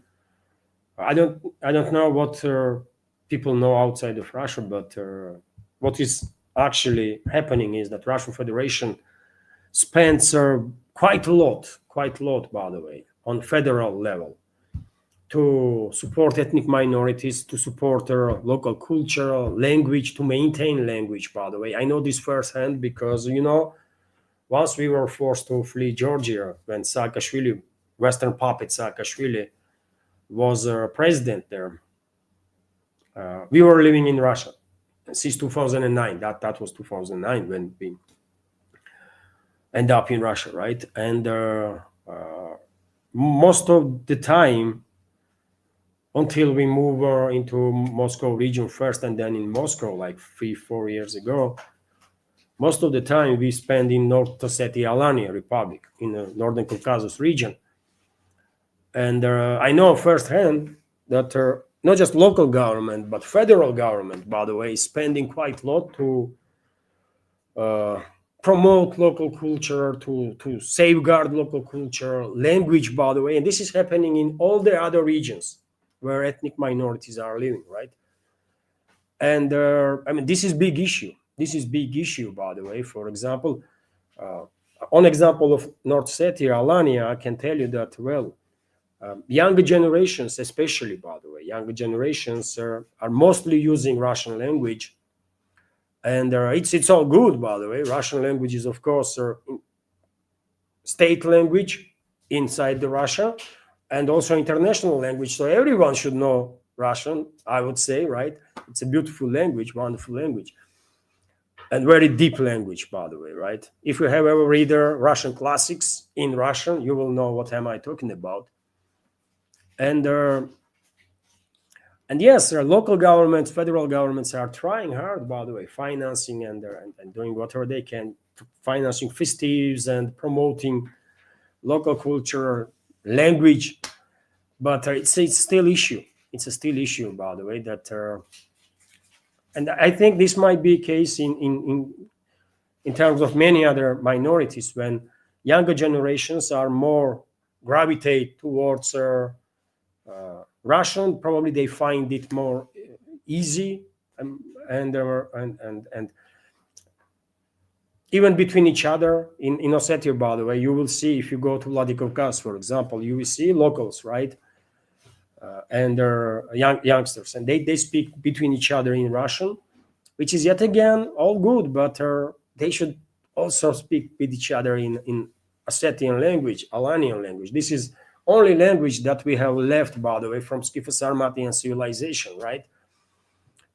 And yeah, there is issues with that, right? And one might think Moscow would do whatever it can to suppress minorities and to forcefully assimilate everybody, but no, exactly opposite is happening. Moscow is financing ethnic minorities, their language and culture to be preserved, right? And this is a fight. This is a difficult fight, because the younger generations, in many instances, not always, but in many instances, choosing some other path, right? Whatever is more convenient for them, and they are kind of neglecting their own language, culture, which is well, unfortunate, of course.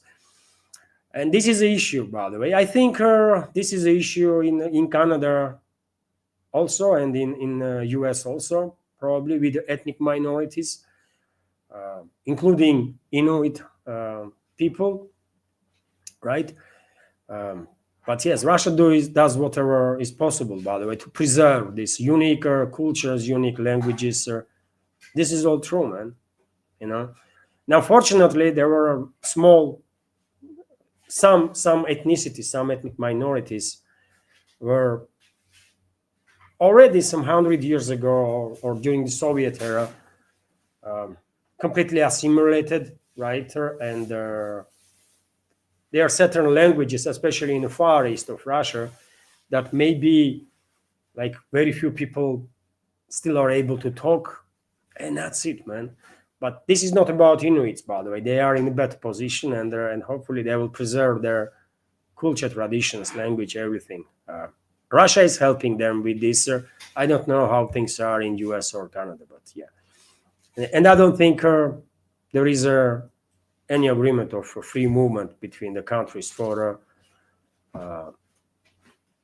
traditional inhabitants of the regions that we are talking about.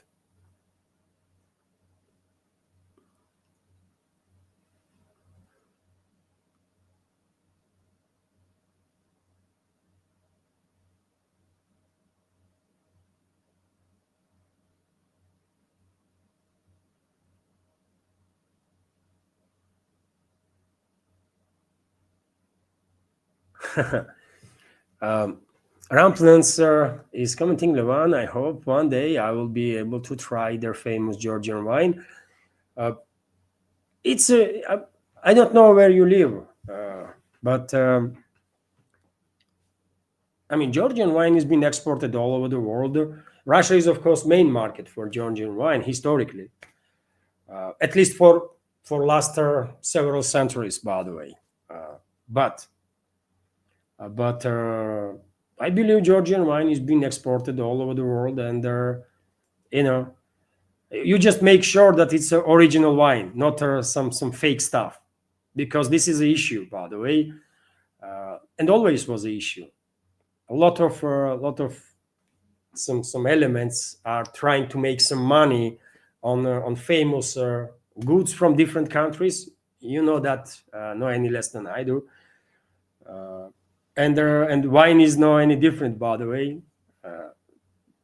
There are many people that are trying to fake Georgian wine and make some money on that. But if probably in some decent stores, wine stores, you will find Georgian wine. It's nice, man. Georgia is one of the oldest countries that has wine culture, and there are some people will argue, by the way, actually many people who know culture, wine culture, will argue that maybe Georgia is the country where wine culture beginning its existence, because it is documented by archaeologists that are and by historians that wine in Georgia was made thousands of years ago, some 3,000 plus years ago, on the territory of modern Georgia, where people of Kartvelski tribes were living, and Kartvelski is a Georgian tribes, right? Wine was made, right? So it's well might be that yes, this culture, Georgian culture, was actually the first on this ladder of introducing to the humanity this wine culture, and it was quite understandable, by the way. I mean, in old times, you think why wine and beer and some other lightly alcoholic drinks were popular. It was safer to drink than water, isn't it? It was just safer, and in areas where grape could be cultivated, of course, people find out relatively earlier, thousands of years ago, actually, that yes, they can make wine from it, and to drink this wine is much safer than to drink water, pure water, right? And this helped for sure to further accelerate this wine culture. But yes, Georgian wine is a good stuff, man, for sure. Wine is a good stuff, by the way. It's in normal proportions. Obviously, I'm not saying that one will drink 5 liters of wine. That is good. No, man, that's crazy. But in normal consumption, wine is good for health, isn't it? Beneficial.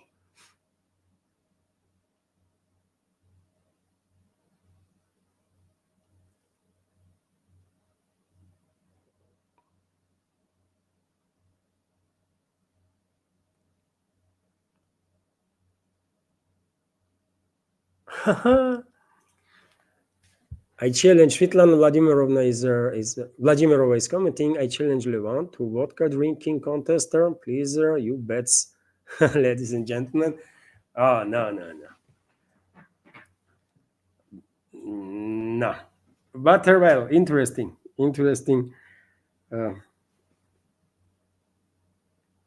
Yeah, that means you can take on a liter of vodka, Svetlana, which is quite impressive, I will say. Quite impressive. Last time I drink a liter of vodka probably was New Year's Day last year. Oh, this year, by the way. I remember it was, I don't know, 1st or 2nd of January. We went to visit our friends and relatives in Moscow region. And yes, we had a good time. And probably, yeah, some of us probably did take on a liter of vodka each. But this is very, just every now and then, by the way, I drink vodka. Usually it's, if I want to get little, to chill a little bit, it's beer or maybe a little bit of wine, but usually it's beer, man. Wine is good. Cocktails, okay. Like, I don't know, either gin tonic, by the way, it's a nice cocktail, easy to make. Screwdriver, by the way, all of you know, isn't it? Screwdriver. It's just vodka and any juice, really. Easy stuff.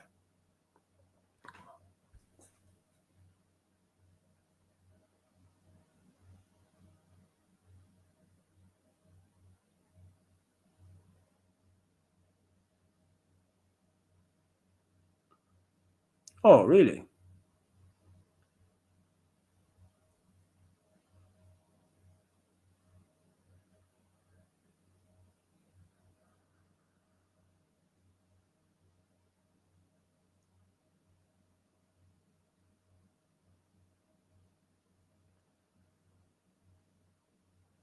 So,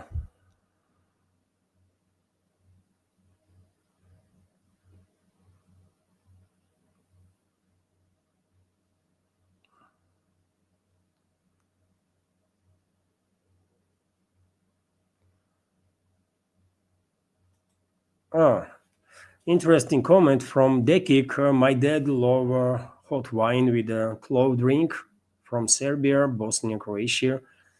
Yes, there is a Glintwein, such a thing as in Russia. It sounds like Glintwein. It's sort of a hot wine or warm wine. Uh, there is so many different in different cultures. There is so many different ways to drink some nice stuff. But I have not. I don't think I have ever drinked hot wine or anything like that. Maybe I don't remember, but I don't think so.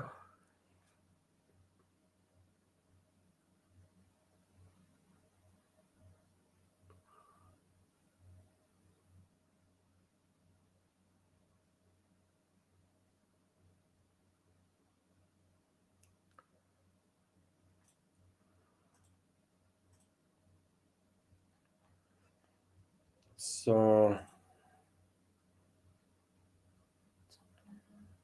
I checked Rumble now, and let me check Boosty also, just in case. So, and if there is Anna is working today, it's her working day, and if she's not too busy, and if there is any question or the comment or the donation through PayPal, she will drop a screenshot. But I checked now, and yeah, nothing yet from there. But if anything, dear friends, I will always highlight question or the comment next live stream. So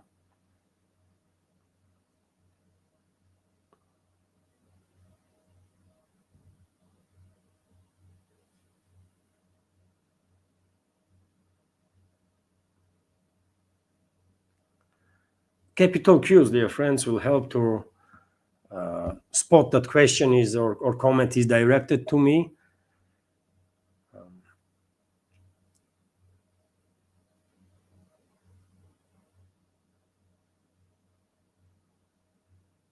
Oh, interesting. Jerry Tate is commenting, one significant point for the Trump regime is to try to divert attention from the Epstein files and the plummeting popularity of the Zionists. Well, this is definitely a good point, isn't it, Gary? Epstein files definitely, I think, is an issue for Trump, his administration. Otherwise, why would they be engaged this much in a cover up, right? Why there is so much noise around the subject? Just release everything and that's it. If you are clean, if people from your administration are clean, then what the hell? Especially when you have a decision of Congress, isn't it, to release files? So just do it. Why administration was even waiting for decision of the Congress? They should release these files as it was promised during the election campaign. But I mean, some very dodgy story there, very nasty dodgy story there, and it well might be that these Epstein files are one of the ways how globalists, Zionists, and neocons might force Trump to and his administration to go in a certain direction, either in regards to the Middle East or in regards to this proxy war that West is waging against Russia. That's why I'm saying that, objectively speaking, there is not really indicators on which we can base any hope or the optimism that Trump's administration will actually de-escalate with Russia. They would not be able to do so even if they want to, because globalists and their allies, that is Zionists and the neocons and whoever else, they're not going to allow them to implement any policies that are not approved by these influential groups of special interests, isn't it? So, and all they do nowadays, it seems like this administration is just diverting attention from one crisis point to another, And recently, on one of their American channels, that was, I believe, I saw a report that this year, by the way, since Trump's inauguration, only 5 laws, maybe that report was incorrect, but allegedly only 5 laws were implemented, initiated by Trump's team, Trump's majority, and they still have a majority in House and Senate. Not for long, I guess, but for now they do. Only 5 laws. What those people are doing, by the way, Russian parliament this year, if I remember correctly, implemented 500 plus, more than 500 new laws and reductions to the existing laws during the year. More than 500. Nothing to be said about other work that they do. And by the way, Russian parliament, let's be real here, is not really most popular institution here in Russia. And many people, if you ask, many people probably will say that we don't need so many MPs. And I think so too. There are too many freaking MPs there, right? And why? They get quite a good salaries, by the way. Some additional great bonuses on top of that. And what for? You know, there is a 70 regions here in Russia, 70 plus, right?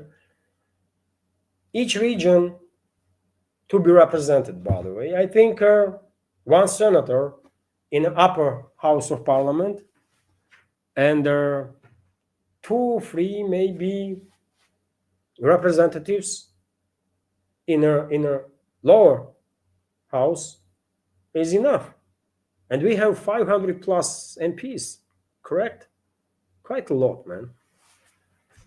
But nevertheless, by the way, you may be critical or not, but at least they did adopted 500 plus new laws and reductions, right? Some changes in existing laws. So they were doing something actually. In US, during the year, this Trump's team only introduced 5 changes or 5 new laws. It's crazy, man. What those people are doing, you know? So, but you are on point, Jerry. Absolutely, I think. And Epstein files might actually bring down Trump eventually. When these influential groups will make final decision, they might actually bring him down with Epstein files. There might be something else too, but Epstein files, yeah. You know, J.D. Vance might become a president soon, theoretically speaking, and I mean, J.D. Vance also, like, I don't know, quite controversial individual, isn't it? Because he clearly has some links with the Palantir and with some IT companies, with some special groups of interest, let's say, right? And if this is true, and clearly there is a links, isn't it, in the place, then is J.D. Vance actually America first or multinational corporations first? These groups of special interests first? I don't know.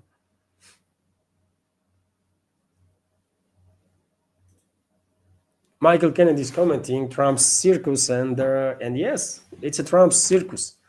Honestly, this guy knows how to make headlines. If anything, Trump knows how to stay in a in the focus of media, in the focus of public, even if he does nothing serious.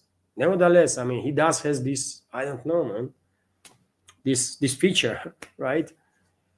To stay in focus, and he's in headlines constantly. Even in Russia, by the way, I will argue that Trump makes more headlines than Russian president here in Russia.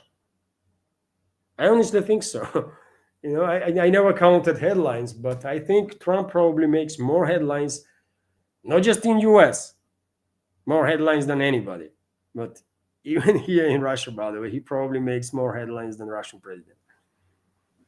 That's something of uniqueness of him, right? And that's why he was chosen, I guess, to be talking head of this for these special groups of interests.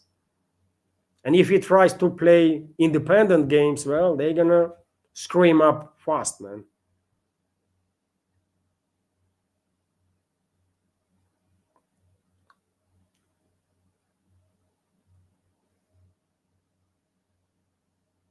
Oh, it's already 2 hours, by the way, since.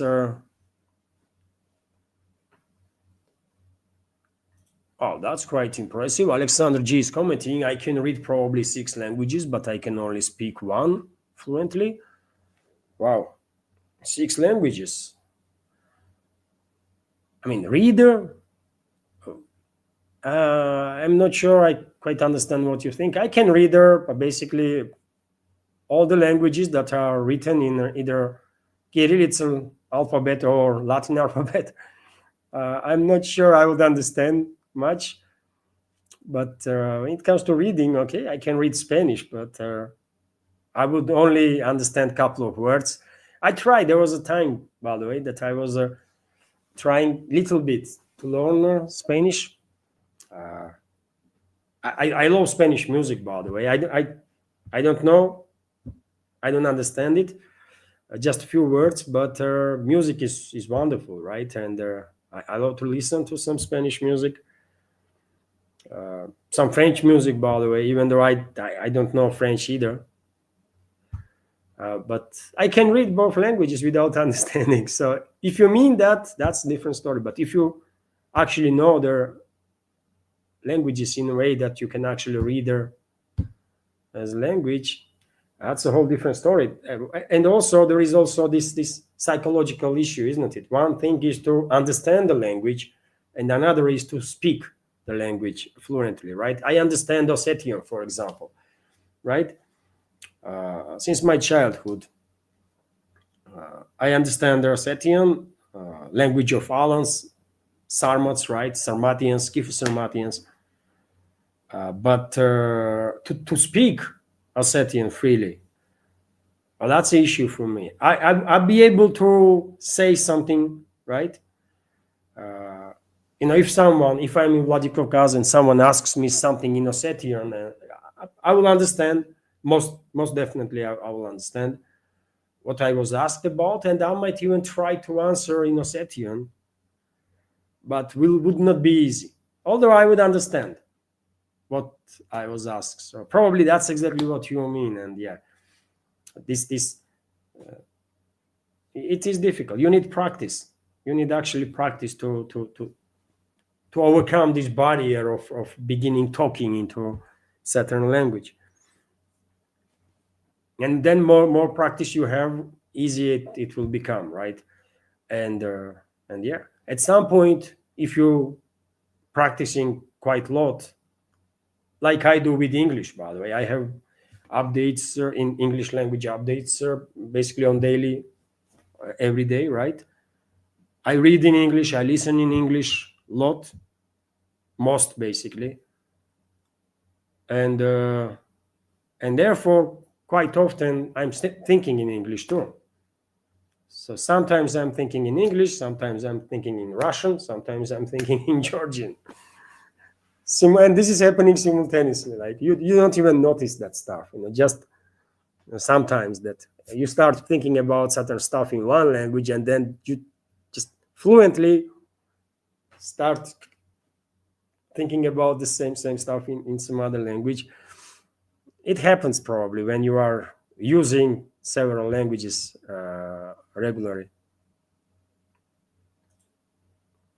But my first language is Georgian, and how I learn either Ossetian or Russian, I have no freaking idea about it. I just learn. Definitely not in school, by the way. Before school.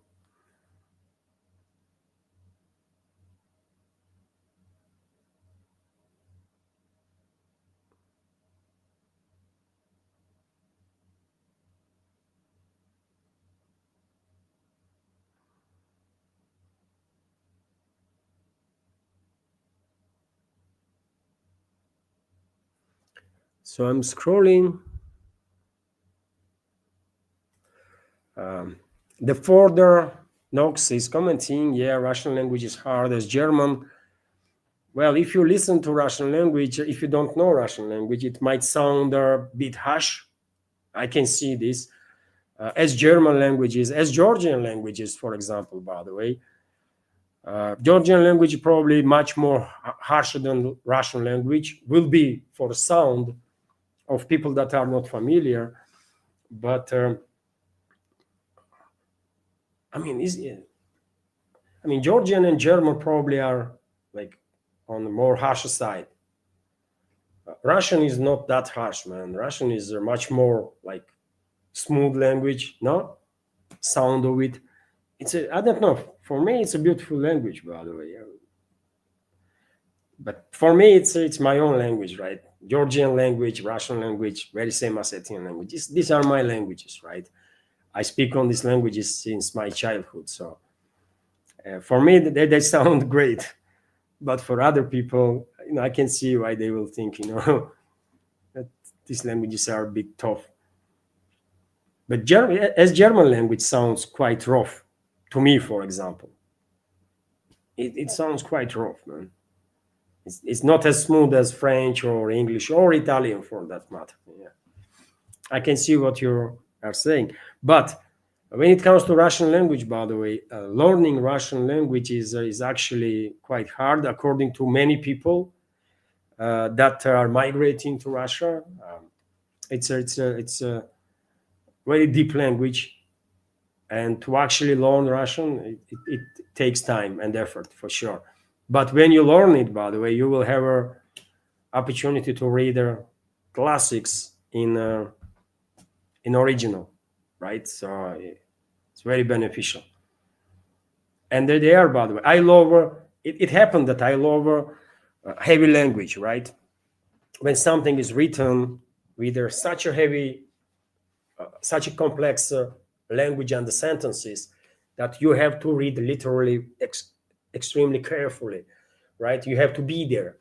If you miss a bit, you will lose the understanding of the sentence or the entire freaking page. And in Georgia, by the way, there was such a writer, Konstantin Gamsahurdi. He was, I think, he was a best heavyweight writer in Georgian history. As a personality, he was a controversial one, in my personal opinion. He was the father of first president of Georgia after the collapse of Soviet Union, Zviad Gamsahurdia, who was a scum of humanity. Zviad Gamsahurdia, by the way, scum of humanity, right? But his father was this legendary writer, Konstantin Gamsahurdia, and I mean, I love the style of his writing. It's very heavy, and Russian classics, all of them are like that. I mean, all, right? So this is style that I like. It's maybe difficult to read, but that's what is my cup of tea, by the way. So yeah, if you are on the same page, yeah, you need to learn Russian. It will take time, by the way, but you will get there eventually.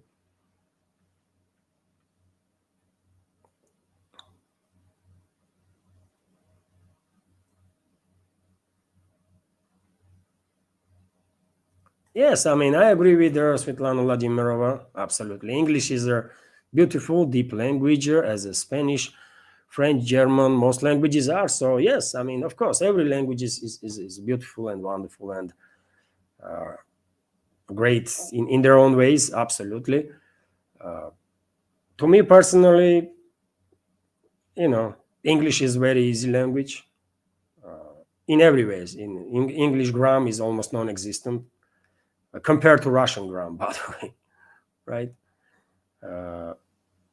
It's easy. English is easy to learn. I never learned actually Spanish or French, so I cannot compare. But English was very easy to me, right? To learn. Surprisingly easy. I was even joking on myself decades ago, right? That maybe in my past life I was living on that island and English was my native, because I actually learned English surprisingly fast, man. On a level when I was understand what someone was talking to me, and then I was able to answer. And at some point, when I was living in England, by the way, you know, at some point my English actually become probably quite good, definitely better than my English right now, because when I went back to Georgia, there was a one conference, by the way, and there was two or three people from UK. And I still remember, by the way, one of them told me that, how am I speaking with a Yorkshire accent? What the hell is going on? Person was confused while talking to me, right? And only then I realized that probably my English is actually, not bad, right? Because if I'm not just speaking in understandable English, but I have a specific accent from England, that was quite a good compliment, by the way, to me. But after that, almost like more than 20 years, by the way, more than 2 decades, I did not have the practice. I could not speak English, right, with nobody. And just reading in English or listening to some English programs or the documentaries is not enough, isn't it? And your language, your vocabulary is becoming poor and poor and poor and poor. And 3-4 years ago, when I started this project, my English was very bad. And after 4 years of daily practice, my English is still not that good as I would like. So yeah.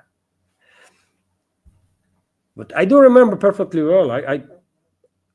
I managed to learn some base for English base, on which then I built my rest knowledge is quite easily, man. I was very surprised. It's nice language, obviously. All languages are nice. I never said that just because I'm saying that Russian language is deep, other languages are not. All languages are, let's say this way.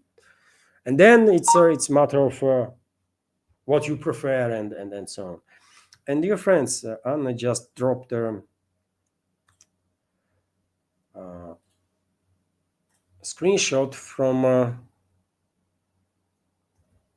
PayPal.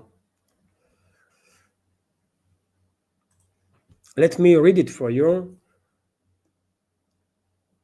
Sean, thank you very much for your $3 donation through PayPal. And comment from Sean is, I love their show from Connecticut, USA. Will Russia and China be able to defeat Israel, Zionism? That is my biggest worry. Zionism is an ideology, isn't it, Sean?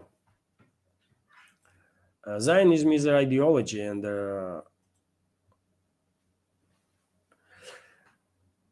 I don't think it is possible to defeat ideology that had decades, even centuries, to build itself up, right, and to infiltrate their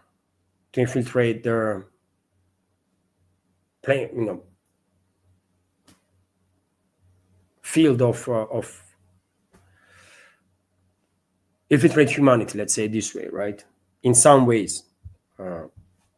So I guess certain ideologies to went away. It's only matter of it's only time that can actually do this.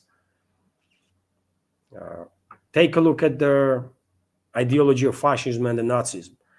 Everyone was thinking that allies defeated Nazi Germany, Nazi ideology, fascist ideology. But take a look where we are right now. There is a clearly Nazi regime, right, in Ukraine. And this Nazi regime was established by whom? By Western ruling class. And this is not an exaggeration, by the way. I mean, there are formations that are carrying symbolics, Nazi symbolics, openly, by the way. It's not just Azov formation, for example, many others, right? And there was instances when these members of this Azov Nazi terrorist organization were invited in the parliaments, by the way, in Western countries, right? Including UK, for example. And nothing to be said about Nazi being publicly, openly celebrated in Canadian parliament. That was something else, isn't it? When entire parliament, including Prime Minister of Canada at the time, Trudeau, was applauding freaking Nazi, right? That was fighting on behalf of Nazi Germany in the Second World War. He was a collaborator, basically, from Western Ukraine. Then he migrated to Canada, right? That is a shame on Canada's parliament forever. And you see, decades ago, there was this dominant knowledge in the world, kind of, that, well, Nazism was defeated, sort of, right?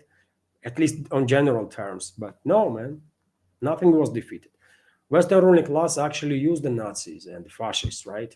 They collaborated with them after Second World War. They took very many of them, to work in the British Secret Services, in American Secret Services, elsewhere, right?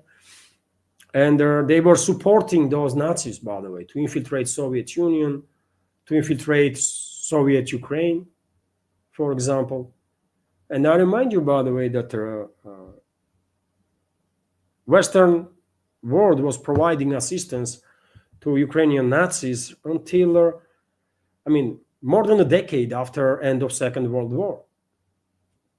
Until later 50s, by the way, until late 50s, there were still hunting that going on the Nazi, Ukrainian Nazis, right, and the fascists in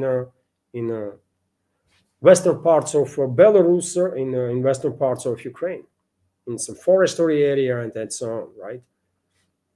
Until late 50s. And you think who was supporting them?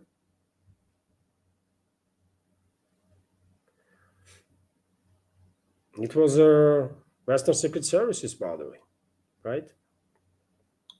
Very many was taken in Canada. You think, how come that there is a massive, relatively huge Ukrainian diaspora in Canada? These are mostly descendants of Ukrainian Nazis, right?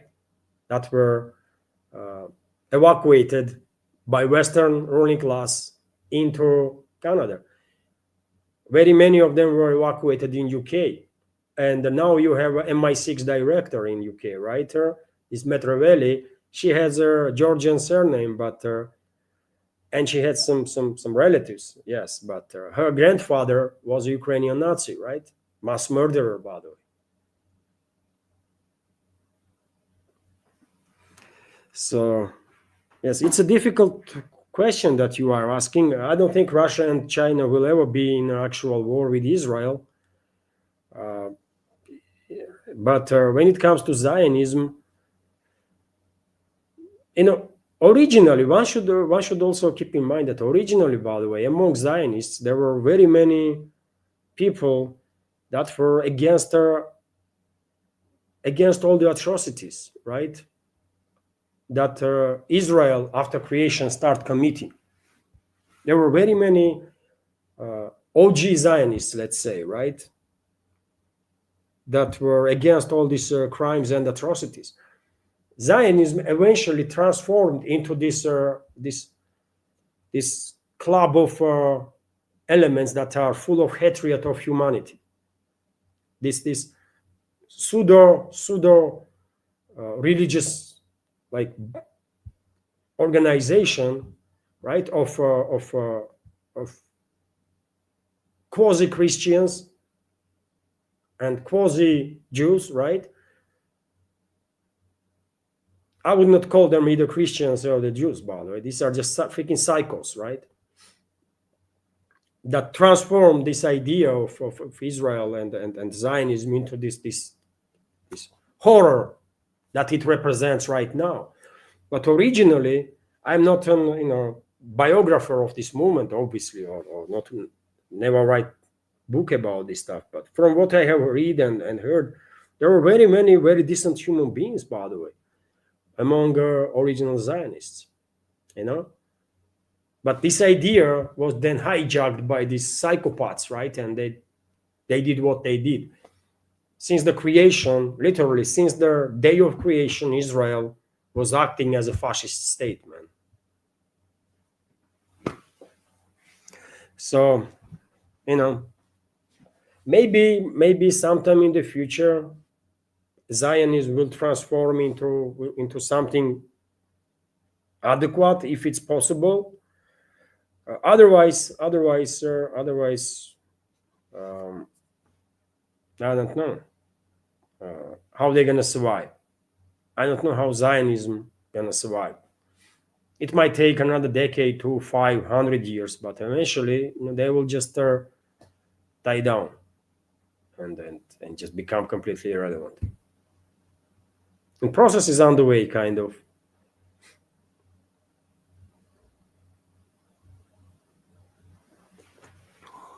Thank you very much, Sean, for your donation through PayPal and the question.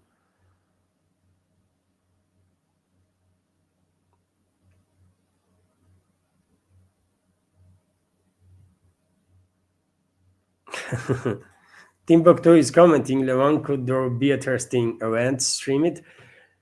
No, I don't think you can stream and have a drink or a cigarette even. Can you? Maybe I don't know. You might be banned. Your video can be banned or removed. Or maybe I'm wrong. I don't know. So 4 years ago, I during the couple of videos, probably I was smoking. I'm a heavy smoker, by the way. So, if YouTube did not talk those videos down, and YouTube did talk down a couple of my videos, by the way. But if YouTube did not delete, maybe in some early my videos, I was smoking. Maybe, but no. I mean, beer testing. If I had a entertaining channel, second one or third one or something like that, maybe on that channel, but not on this one. But when it comes to beer, yes, beer is a good stuff, by the way. But good beer is quite expensive, isn't it? So, me personally, I have to take whenever I take beer, by the way, I take like budget versions of it. For example, Bud is not bad, right?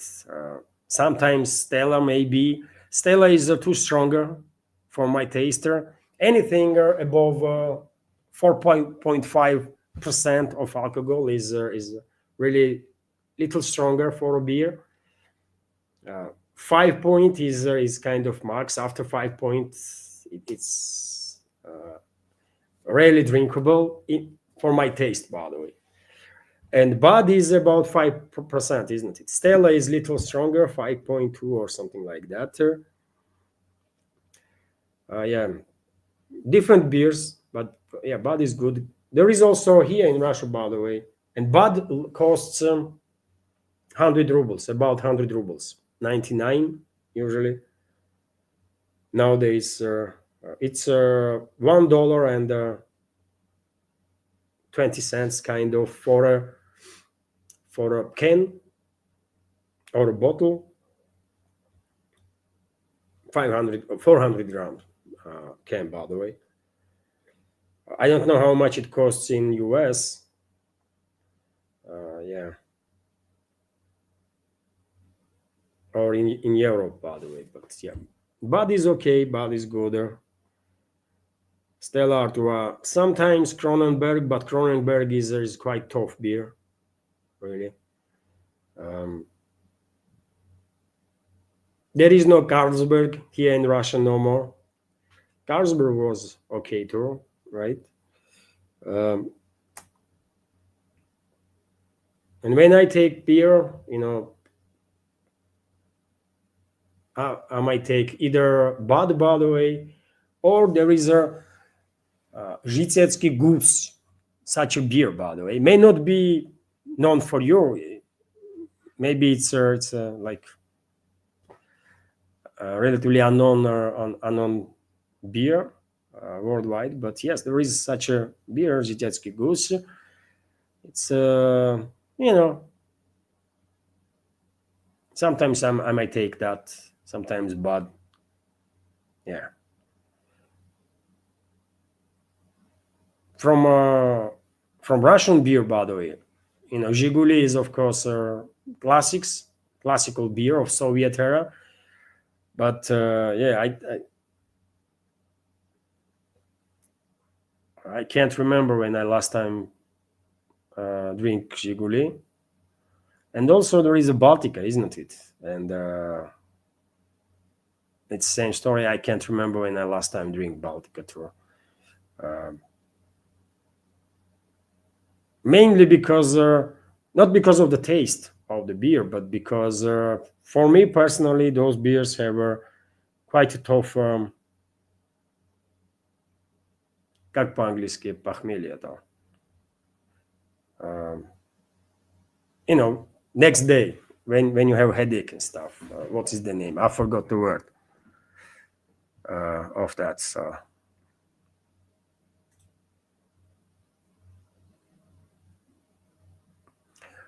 questions, sir. Here on mail, sir is commenting or asking rather your views about BRICS. Sir. That's the first question. Well, BRICS is a foundation, one of the key foundations of the emerging multipolar world, right? And I hope our cooperation inside the BRICS will only accelerate. And I hope BRICS member states will provide more direct support to Russia. I really hope so. I'm a bit disappointed in BRICS for several reasons. One is being a lack of progress in terms of creating alternative financial and banking system, alternative to the Western one. I know there is a certain progress in this direction. I know there is a progress, but my expectations were a bit higher, right? And hopefully we will get there sometime in the future, because world needs alternative financial and the banking system, isn't it? Because the Western one that is dominating the world still is extremely corrupt, extremely weaponized, right? And is not reliable. Humanity needs alternative, and BRICS can provide this alternative, right? And also I'm a bit disappointed in the BRICS member states, let's say, because of the lack of more direct support of Russia in this confrontation with the evil force, which is Western ruling class. So, but nevertheless, I'm still supportive of idea of multipolarity, because this is the future, right? Hopefully, multipolar world will be more just for this world than unipolar world was. Second question: what is your view about Russia Bharat relations, Russia-India relations? Well, Russia and India are strategical partners, and they're basically, in my personal opinion, destined to maintain strategical partnership. I think India is the most important country on the geopolitical scale, with which Russia just has to maintain strategical partnership. And I think for India, it is the same. And to understand why is that, Uh, First of all, I will say, of course, historical cooperation and connections, and also geography. Just take a look at geography. Everything is becomes quite clear, right? So I'm all in support of Russia-India cooperation and relationships becoming better and better and better and better as much as possible. And good to see you again on live streaming presentation after last Sunday. Good afternoon. Oh, thank you very much. Thank you very much. So hopefully my answers were good enough. Thank you. And thank you for your attention. And dear friends, let me check. I still have a number of news, by the way, that maybe I will leave the rest of the news for tomorrow. What do you think, dear friends? I will just go through chat now, and maybe I will end on that. It's already like 2.5 hours, so not record stream for sure, but still, I mean, 2.5 hours, not bad.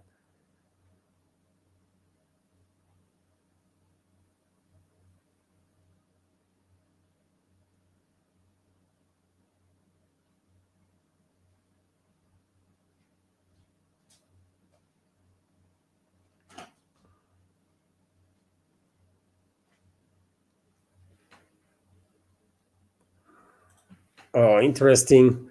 Here on Mayshore is asking Levan, uh, what is the process to produce wine? Scientifically asking, is Georgia is good country for Indians now and their future? Tell me their positive and negative things about Georgia. When it comes to wine, it's basics. Basically, you just grind down the grapes, right? And you get the juice, isn't it? And then you just store this juice. You need to. It's not just any grapes, by the way. You have to have a specific type of grapes, right? That have enough sweetness in it, so that when you store the juice, it starts brining, right? And after certain time, you have a sort of it's a process, isn't it? There is a steps. So once you start storing this juice, some people, if some people do add some sugar, little bit, right? But technology is the same, right? If you are making it at home, let's say, I mean, factories, basics are basics for them too. But nevertheless, if you want to make wine for yourself, so you grind down the grapes, so you have a juice, right? You have to clean the juice, obviously, from all the, some parts of the grapes and stuff. Then you store this juice, and after some time, if level of sweetness is good enough, it will start brining. And in let's say months or two, by the way, if you try, it will be like champagne. It will have too much of gas in it, right? It's an easy drink, but it might kill you if you are not careful enough. And what I mean is that you might just pass out, not die, but it's just very strong. It has too much alcohol in it, too much for wine, right? And it's like juice still. It's very nice to drink, but you have to be careful. And when you leave this wine for let's say a year, well, it will settle. It will settle, and that's about it, really. You have to, of course, the conditions are important. In which conditions you are storing your wine, right? And yes, that's about it. It's not really like quantum physics. It's easy stuff. You can make your wine uh, if you want to, and so yeah, that's it. When it comes to you want scientifically what processes are happening inside the, I mean, inside this wine when, oh, I don't know, man. Scientifically, if you want me to give you some formulas, oh, I'm not gonna be able to do so, man. You have to ask her, I don't know, chemists, I guess, right? Exactly what processes are taking place inside this juice that is, as a result of fermentation and stuff, is transforming into this great drink that final product is wine. When it comes to Georgia, by the way, is it gooder country for Indians now or in the future? I mean, any country is good for Indians. I mean, well, I question is like, which country is not good for Indians? So you know, and I believe there are some level of migrations. I have relatives from in Georgia still, by the way, right? And there are some levels of migration, and migration is becoming an issue in Georgia, as it is a case in many countries, right? And if not controlled, this might generate some issues for sure. But generally speaking, by the way, I mean, Georgian people are great people, right? There were some dark pages in history of Georgia, as it is the case with every country, right? But people are very friendly. It's a southerners, right? And southerners are always like happy and they're friendly, and hospitality is on next level, right?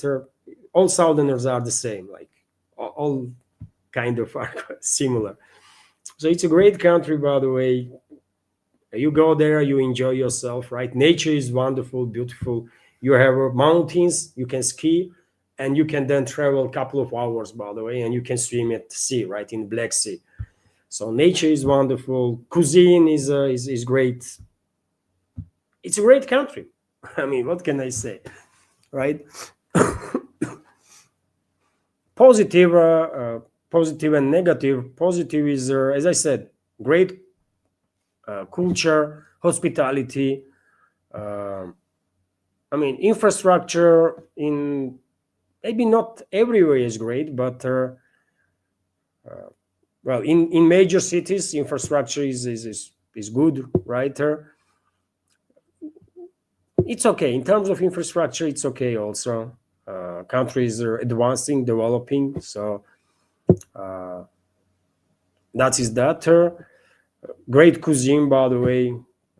Culture, as I said, folklore, local, but dance and music is world famous, isn't it?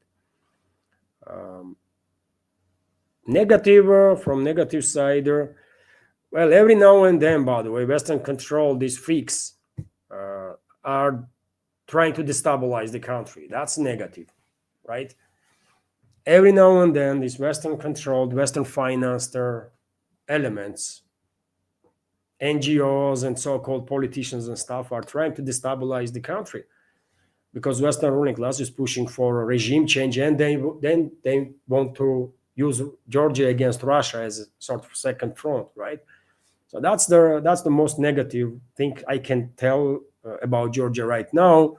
In the past, by the way, unfortunately, as I said, there was dark pages in history of Georgia, and there was a civil war and conflicts on ethnic basis between Georgians and Ossetians, between Georgians and Abkhazians, which is yet again tragedy for all people, right? For Georgians, for Ossetians, for Abkhazians, and my hope is that one day sides will manage to come to their agreement that, you know what, confederation would be a good way to go forward.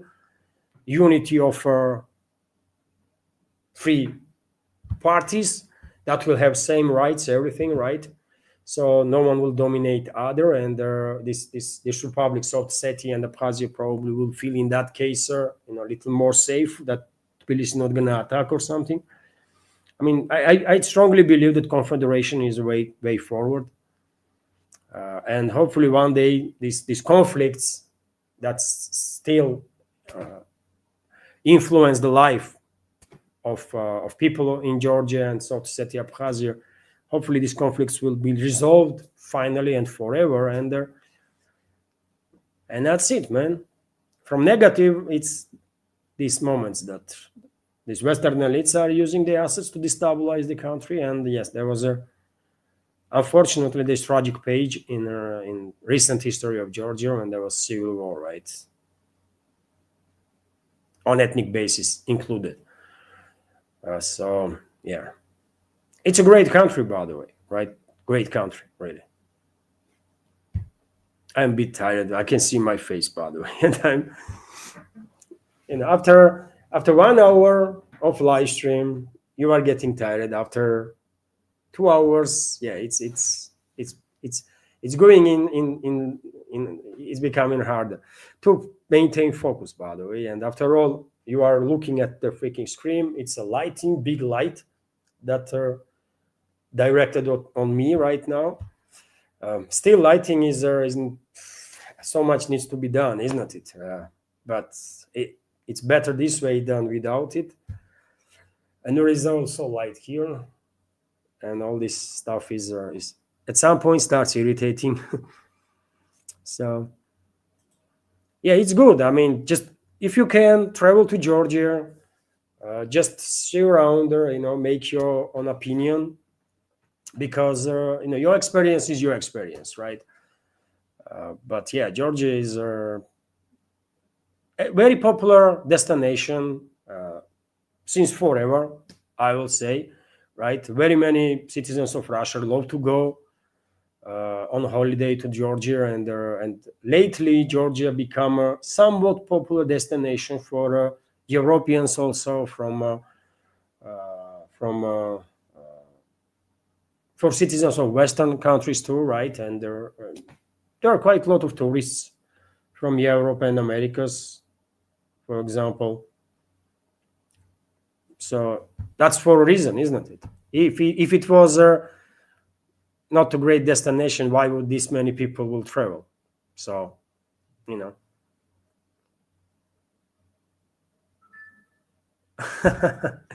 that's interesting. Ramplens is commenting Levan today. Looks like he had some vodka shots before the live. He looks very happy and relaxed. Oh, really? I was thinking, my face looks like too tired.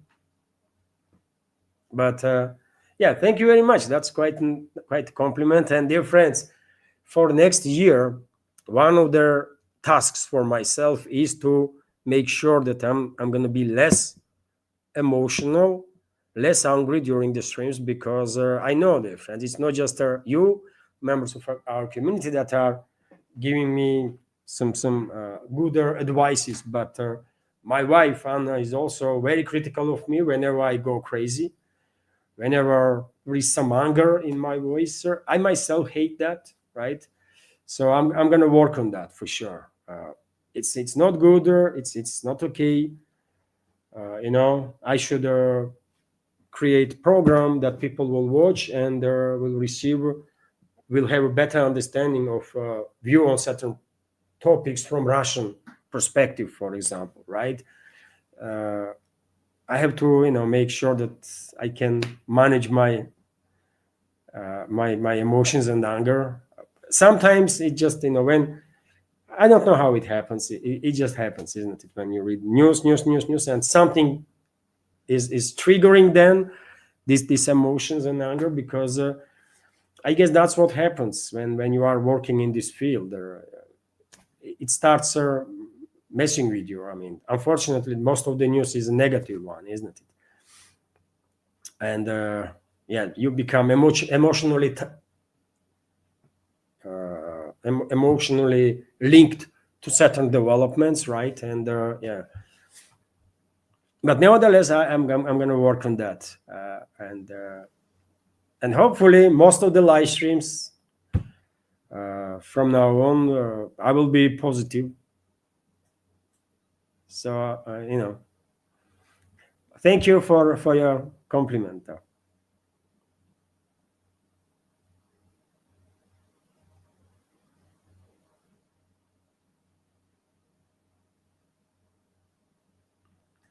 Oh, interesting. Danny Duval is commenting. I have a home beer. It needs discipline, not to drown yourself. And you mentioned home beer, Danny, and there is a. I mentioned, isn't it, that in in Ossetian communities, Ossetian people do have a beer tradition, right? That dates back, thousands of years, and they do to nowadays home beer. And I think Ossetian tribes or Sarmatian tribes. Ossetians are Alans, right? Alans were Sarmatian tribes, and the Sarmatians or Scytho-Sarmatians, let's say, and the German tribes, they were living back to back. There was a times, isn't it, thousands of years ago, including, by the way, on southern, on the northern shore of Black Sea, let's say this way. This is historically accurate statement, right? And German people have also beer culture, right? And I think maybe uh, Scytho-Sarmatians, Alans and Germans, they influenced each other somehow to get to this beer culture, because both people in this regards are quite similar, right? Uh, could be something, by the way, there, because yet again, German and Scytho-Sarmatian tribes have very long history of living together, fighting each other, cooperating with each other, like goats, by the way, German goats, right? Goat tribes, Vandals, by the way, number of others, and Sarmatian tribes, Alans included, Scytho-Sarmatians, and yeah, maybe there is something. If I was historian, I would maybe I would dig deeper into this stuff. Has to be connections there. Has to be, right? And to nowadays, I'm quite sure in Germany people are making beer. You are Dutch, isn't it, Danny? Uh, I mean, maybe original uh, development there in the Dutch, or maybe this culture was influenced by Germany. This beer culture and homemade beer. But in Ossetia, by the way, if you go in North Ossetia, Alania, you will in many households you will find homemade beer. It's a very light beer. It's a very light beer. It's not that strong, but as you said, you have to have a discipline, otherwise you might drown yourself. That's exactly what what this Ossetian beer is, by the way. You drink it like water, but yeah, it might not be very strong beer, but it's nice to drink. It's very pleasant, and you will get drunk, very drunk, if you have no discipline. So it is good to know that in Netherlands you have something similar. Uh, Great, great. As I said, man, we all are humans, isn't it? We might be different in some ways, and are very similar in many other. Great. Thank you for sharing, though. I did not know that homemade beer was a thing in Europe, but I know now. And in Ossetia, by the way, homemade beer is made with a bread. I believe one of the key ingredients, is a bread. It's a old bread, or it's bread. I don't know exactly technology how they do it, but even my grandma was doing, by the way. And I have drink it. It's pleasant. It's such pleasant stuff, man.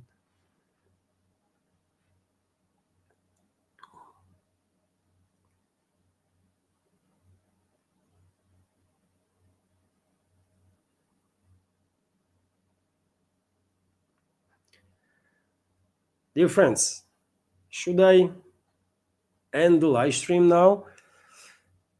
It's almost 3 hours, and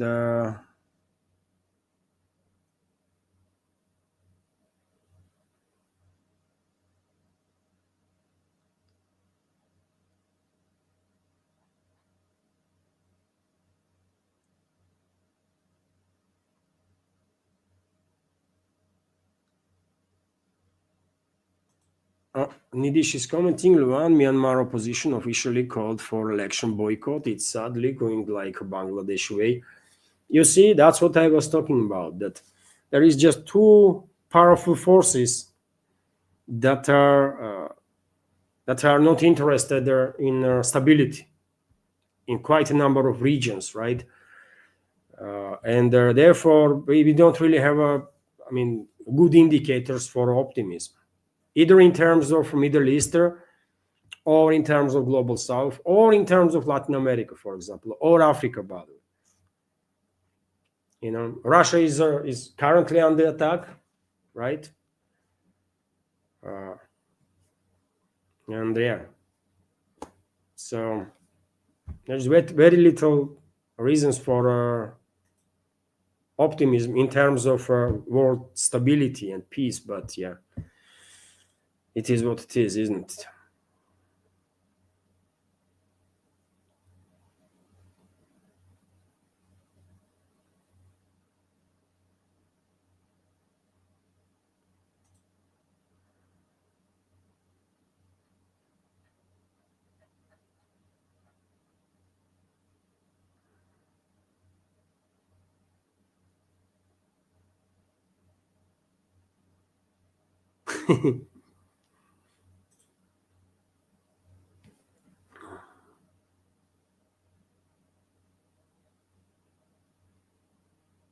Also, Nidish is commenting, Israel recognizing Somaliland is about Yemen control or on Red Sea, or target is Ethiopia as it's a BRICS member now.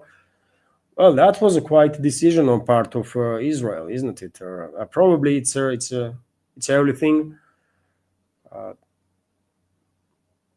Establishment of recognition of Somaliland will give Israel formal grounds to establish its military presence on the Red Sea, on that part of the Red Sea, and they can easily target Yemen. Obviously, Yemen is exactly the opposite side, isn't it?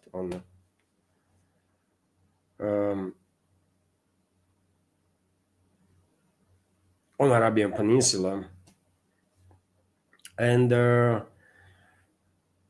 yes, that was quite a decision on part of Israel. Probably target is to secure task for Israel is to sort of establish as much control as possible on the Red Sea. Yemen is yes, one of the directions for them, most likely, but main task is to have presence in a Red Sea, because through military base, let's say in Somaliland, which is the northern part of Somalia, basically, and not really recognized by, I don't know, any country, with the exception of Israel. I don't even know which other country recognized Somaliland.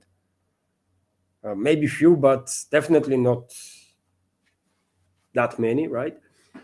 And well, it is unfortunate that map was not working. Otherwise, I could use a map. So, yes, Somaliland is the northern part of Somalia, isn't it? And on African coast, obviously.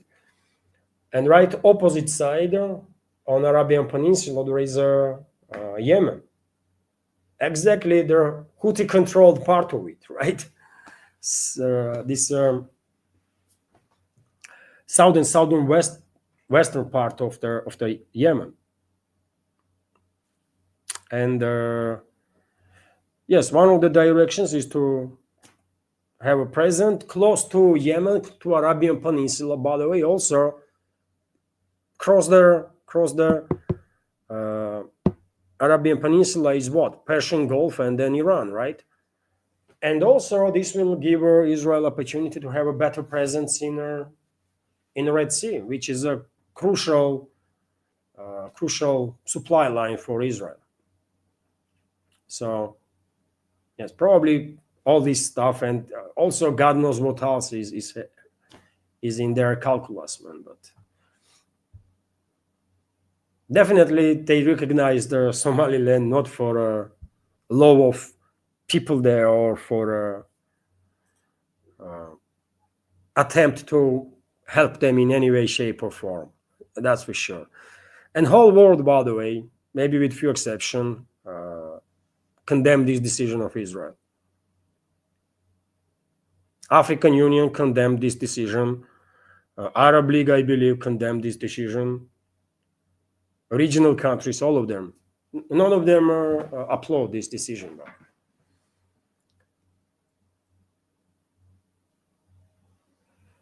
So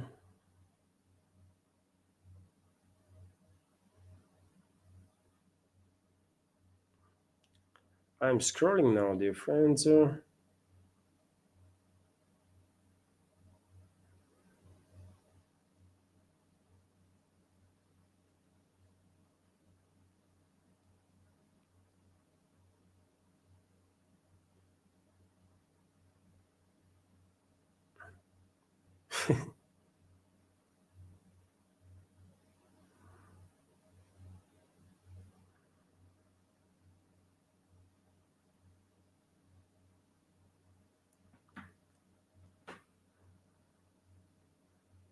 Seriously? KGB is commenting. Leman, hello from SVO. SVO is a special military operation. We are watching you. I mean, seriously. Hello, everyone, and all the best wishes. All the best wishes to all of our fighters, by the way, all of the fighters of the Russian Federation on line of contact. You are proud of Russia, by the way, right? So take care of yourselves. Take care of yourselves, and yeah, best wishes to all of you. What a nice comment, man. I'm surprised. I did not knew that my updates being watched in the zone of special military operation. I know now, thanks to your comments. So thank you. Also a good comment, interesting comment from Ofi. Oh no, Levan, please speak your true emotions. I appreciate your French 100%. Thank you very much. Thank you very much for your support and attention. And I will try to be less angry. What bothers me is that sometimes, and Anna is also telling me that there is a moments when I'm actually angry, kind of, right? I mean, and this is too much. This is just too much. I definitely can express my opinion emotionally, but with less anger. And that's what I'm gonna work on, because otherwise, I'm Southerner, so I cannot help myself but to be emotional, because that's what we are. We are very emotional people, Southerners, right? So this is our nature. So we're always going to be much more emotional people than Northerners, for example. Northerners are always more serious, man, always more calm down people, right? While Southerners are, more emotional, different. We are all good, but different, yes. And emotions is a part of our way on South. So this emotion is not gonna go anywhere, basically. But I'm gonna work on. I'm gonna do some anger management. That's for sure. That's for sure. And when it comes to, I see a question here from Jerry Tate. Somaliland recognition also landlocks Ethiopia. That's a major problem for regional peace and stability.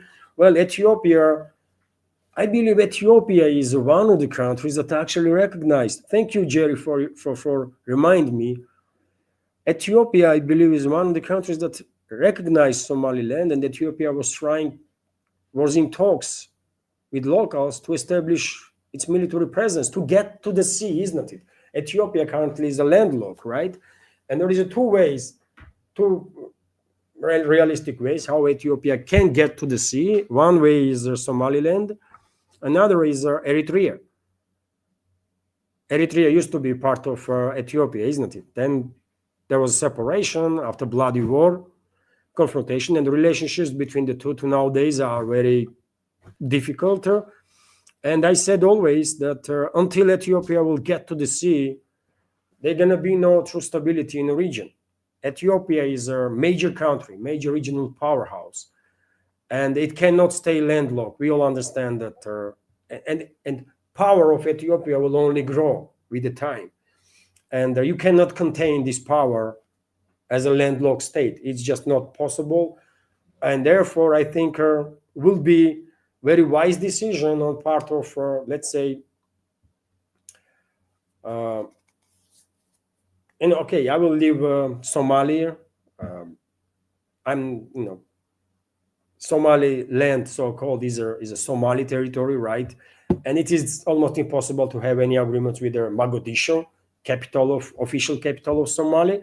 But I think it will be very wise decision on part of Ethiopian leadership and Eritrean leadership to engage in a serious talks and to exchange some territories. So Eritrea might give access to Red Sea, to the Red Sea for Ethiopia, and Ethiopia can give back some lands, which is sort of disputed, let's say, between the two, right? Am I remembering geography of this coast of Africa correctly? But without her having access to sea, by the way, I don't think for Ethiopia, I don't think there can be true peace in that part of the African continent. Not eastern, northern eastern part of Africa, right?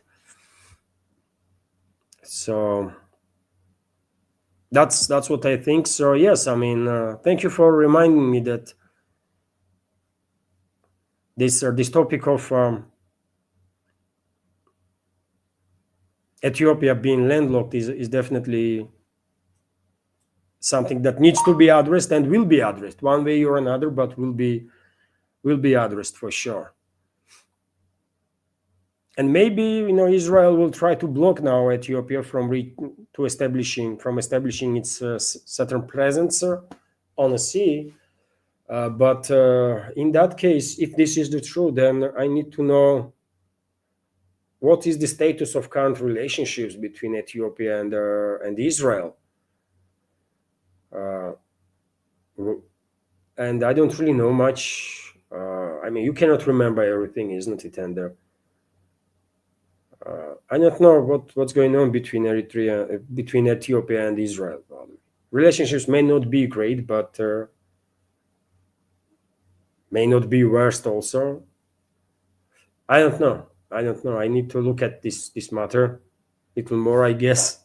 Thank you for your questions, and stimulus to learn some more about different parts of this world.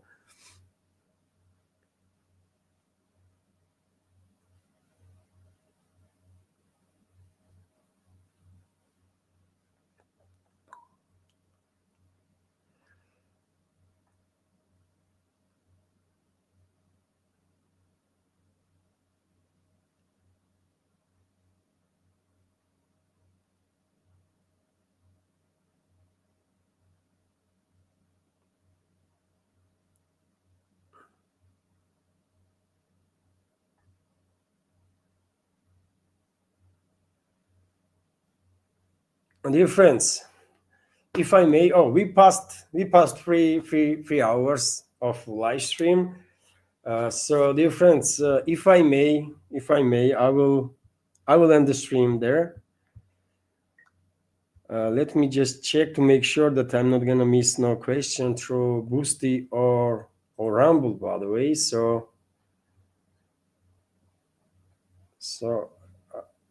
there was no super chat on Rumble after EOF's very generous donation through super chat, and there was no donation on the Boosty or the question from the Boosty. So I guess, and there was no message also from Anna. So I guess there was no updates through PayPal, so I can enter. If I miss something, I will highlight during the next live stream tomorrow. By the way, isn't it? Tomorrow is Monday.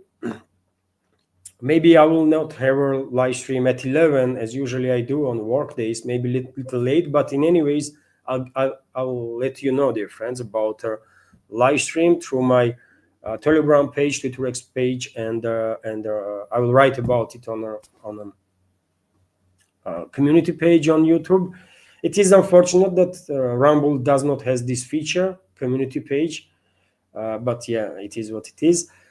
So thank you very much, dear friends, for your attention, for your support. I hope you have a great, wonderful Sunday. I wish you successful, peaceful week, next week, new week, and of course, new year, by the way. New year is coming only in a couple of days. So yes, Happy New Year to everybody. Take care and see you next time. Bye for now. And thank you very much.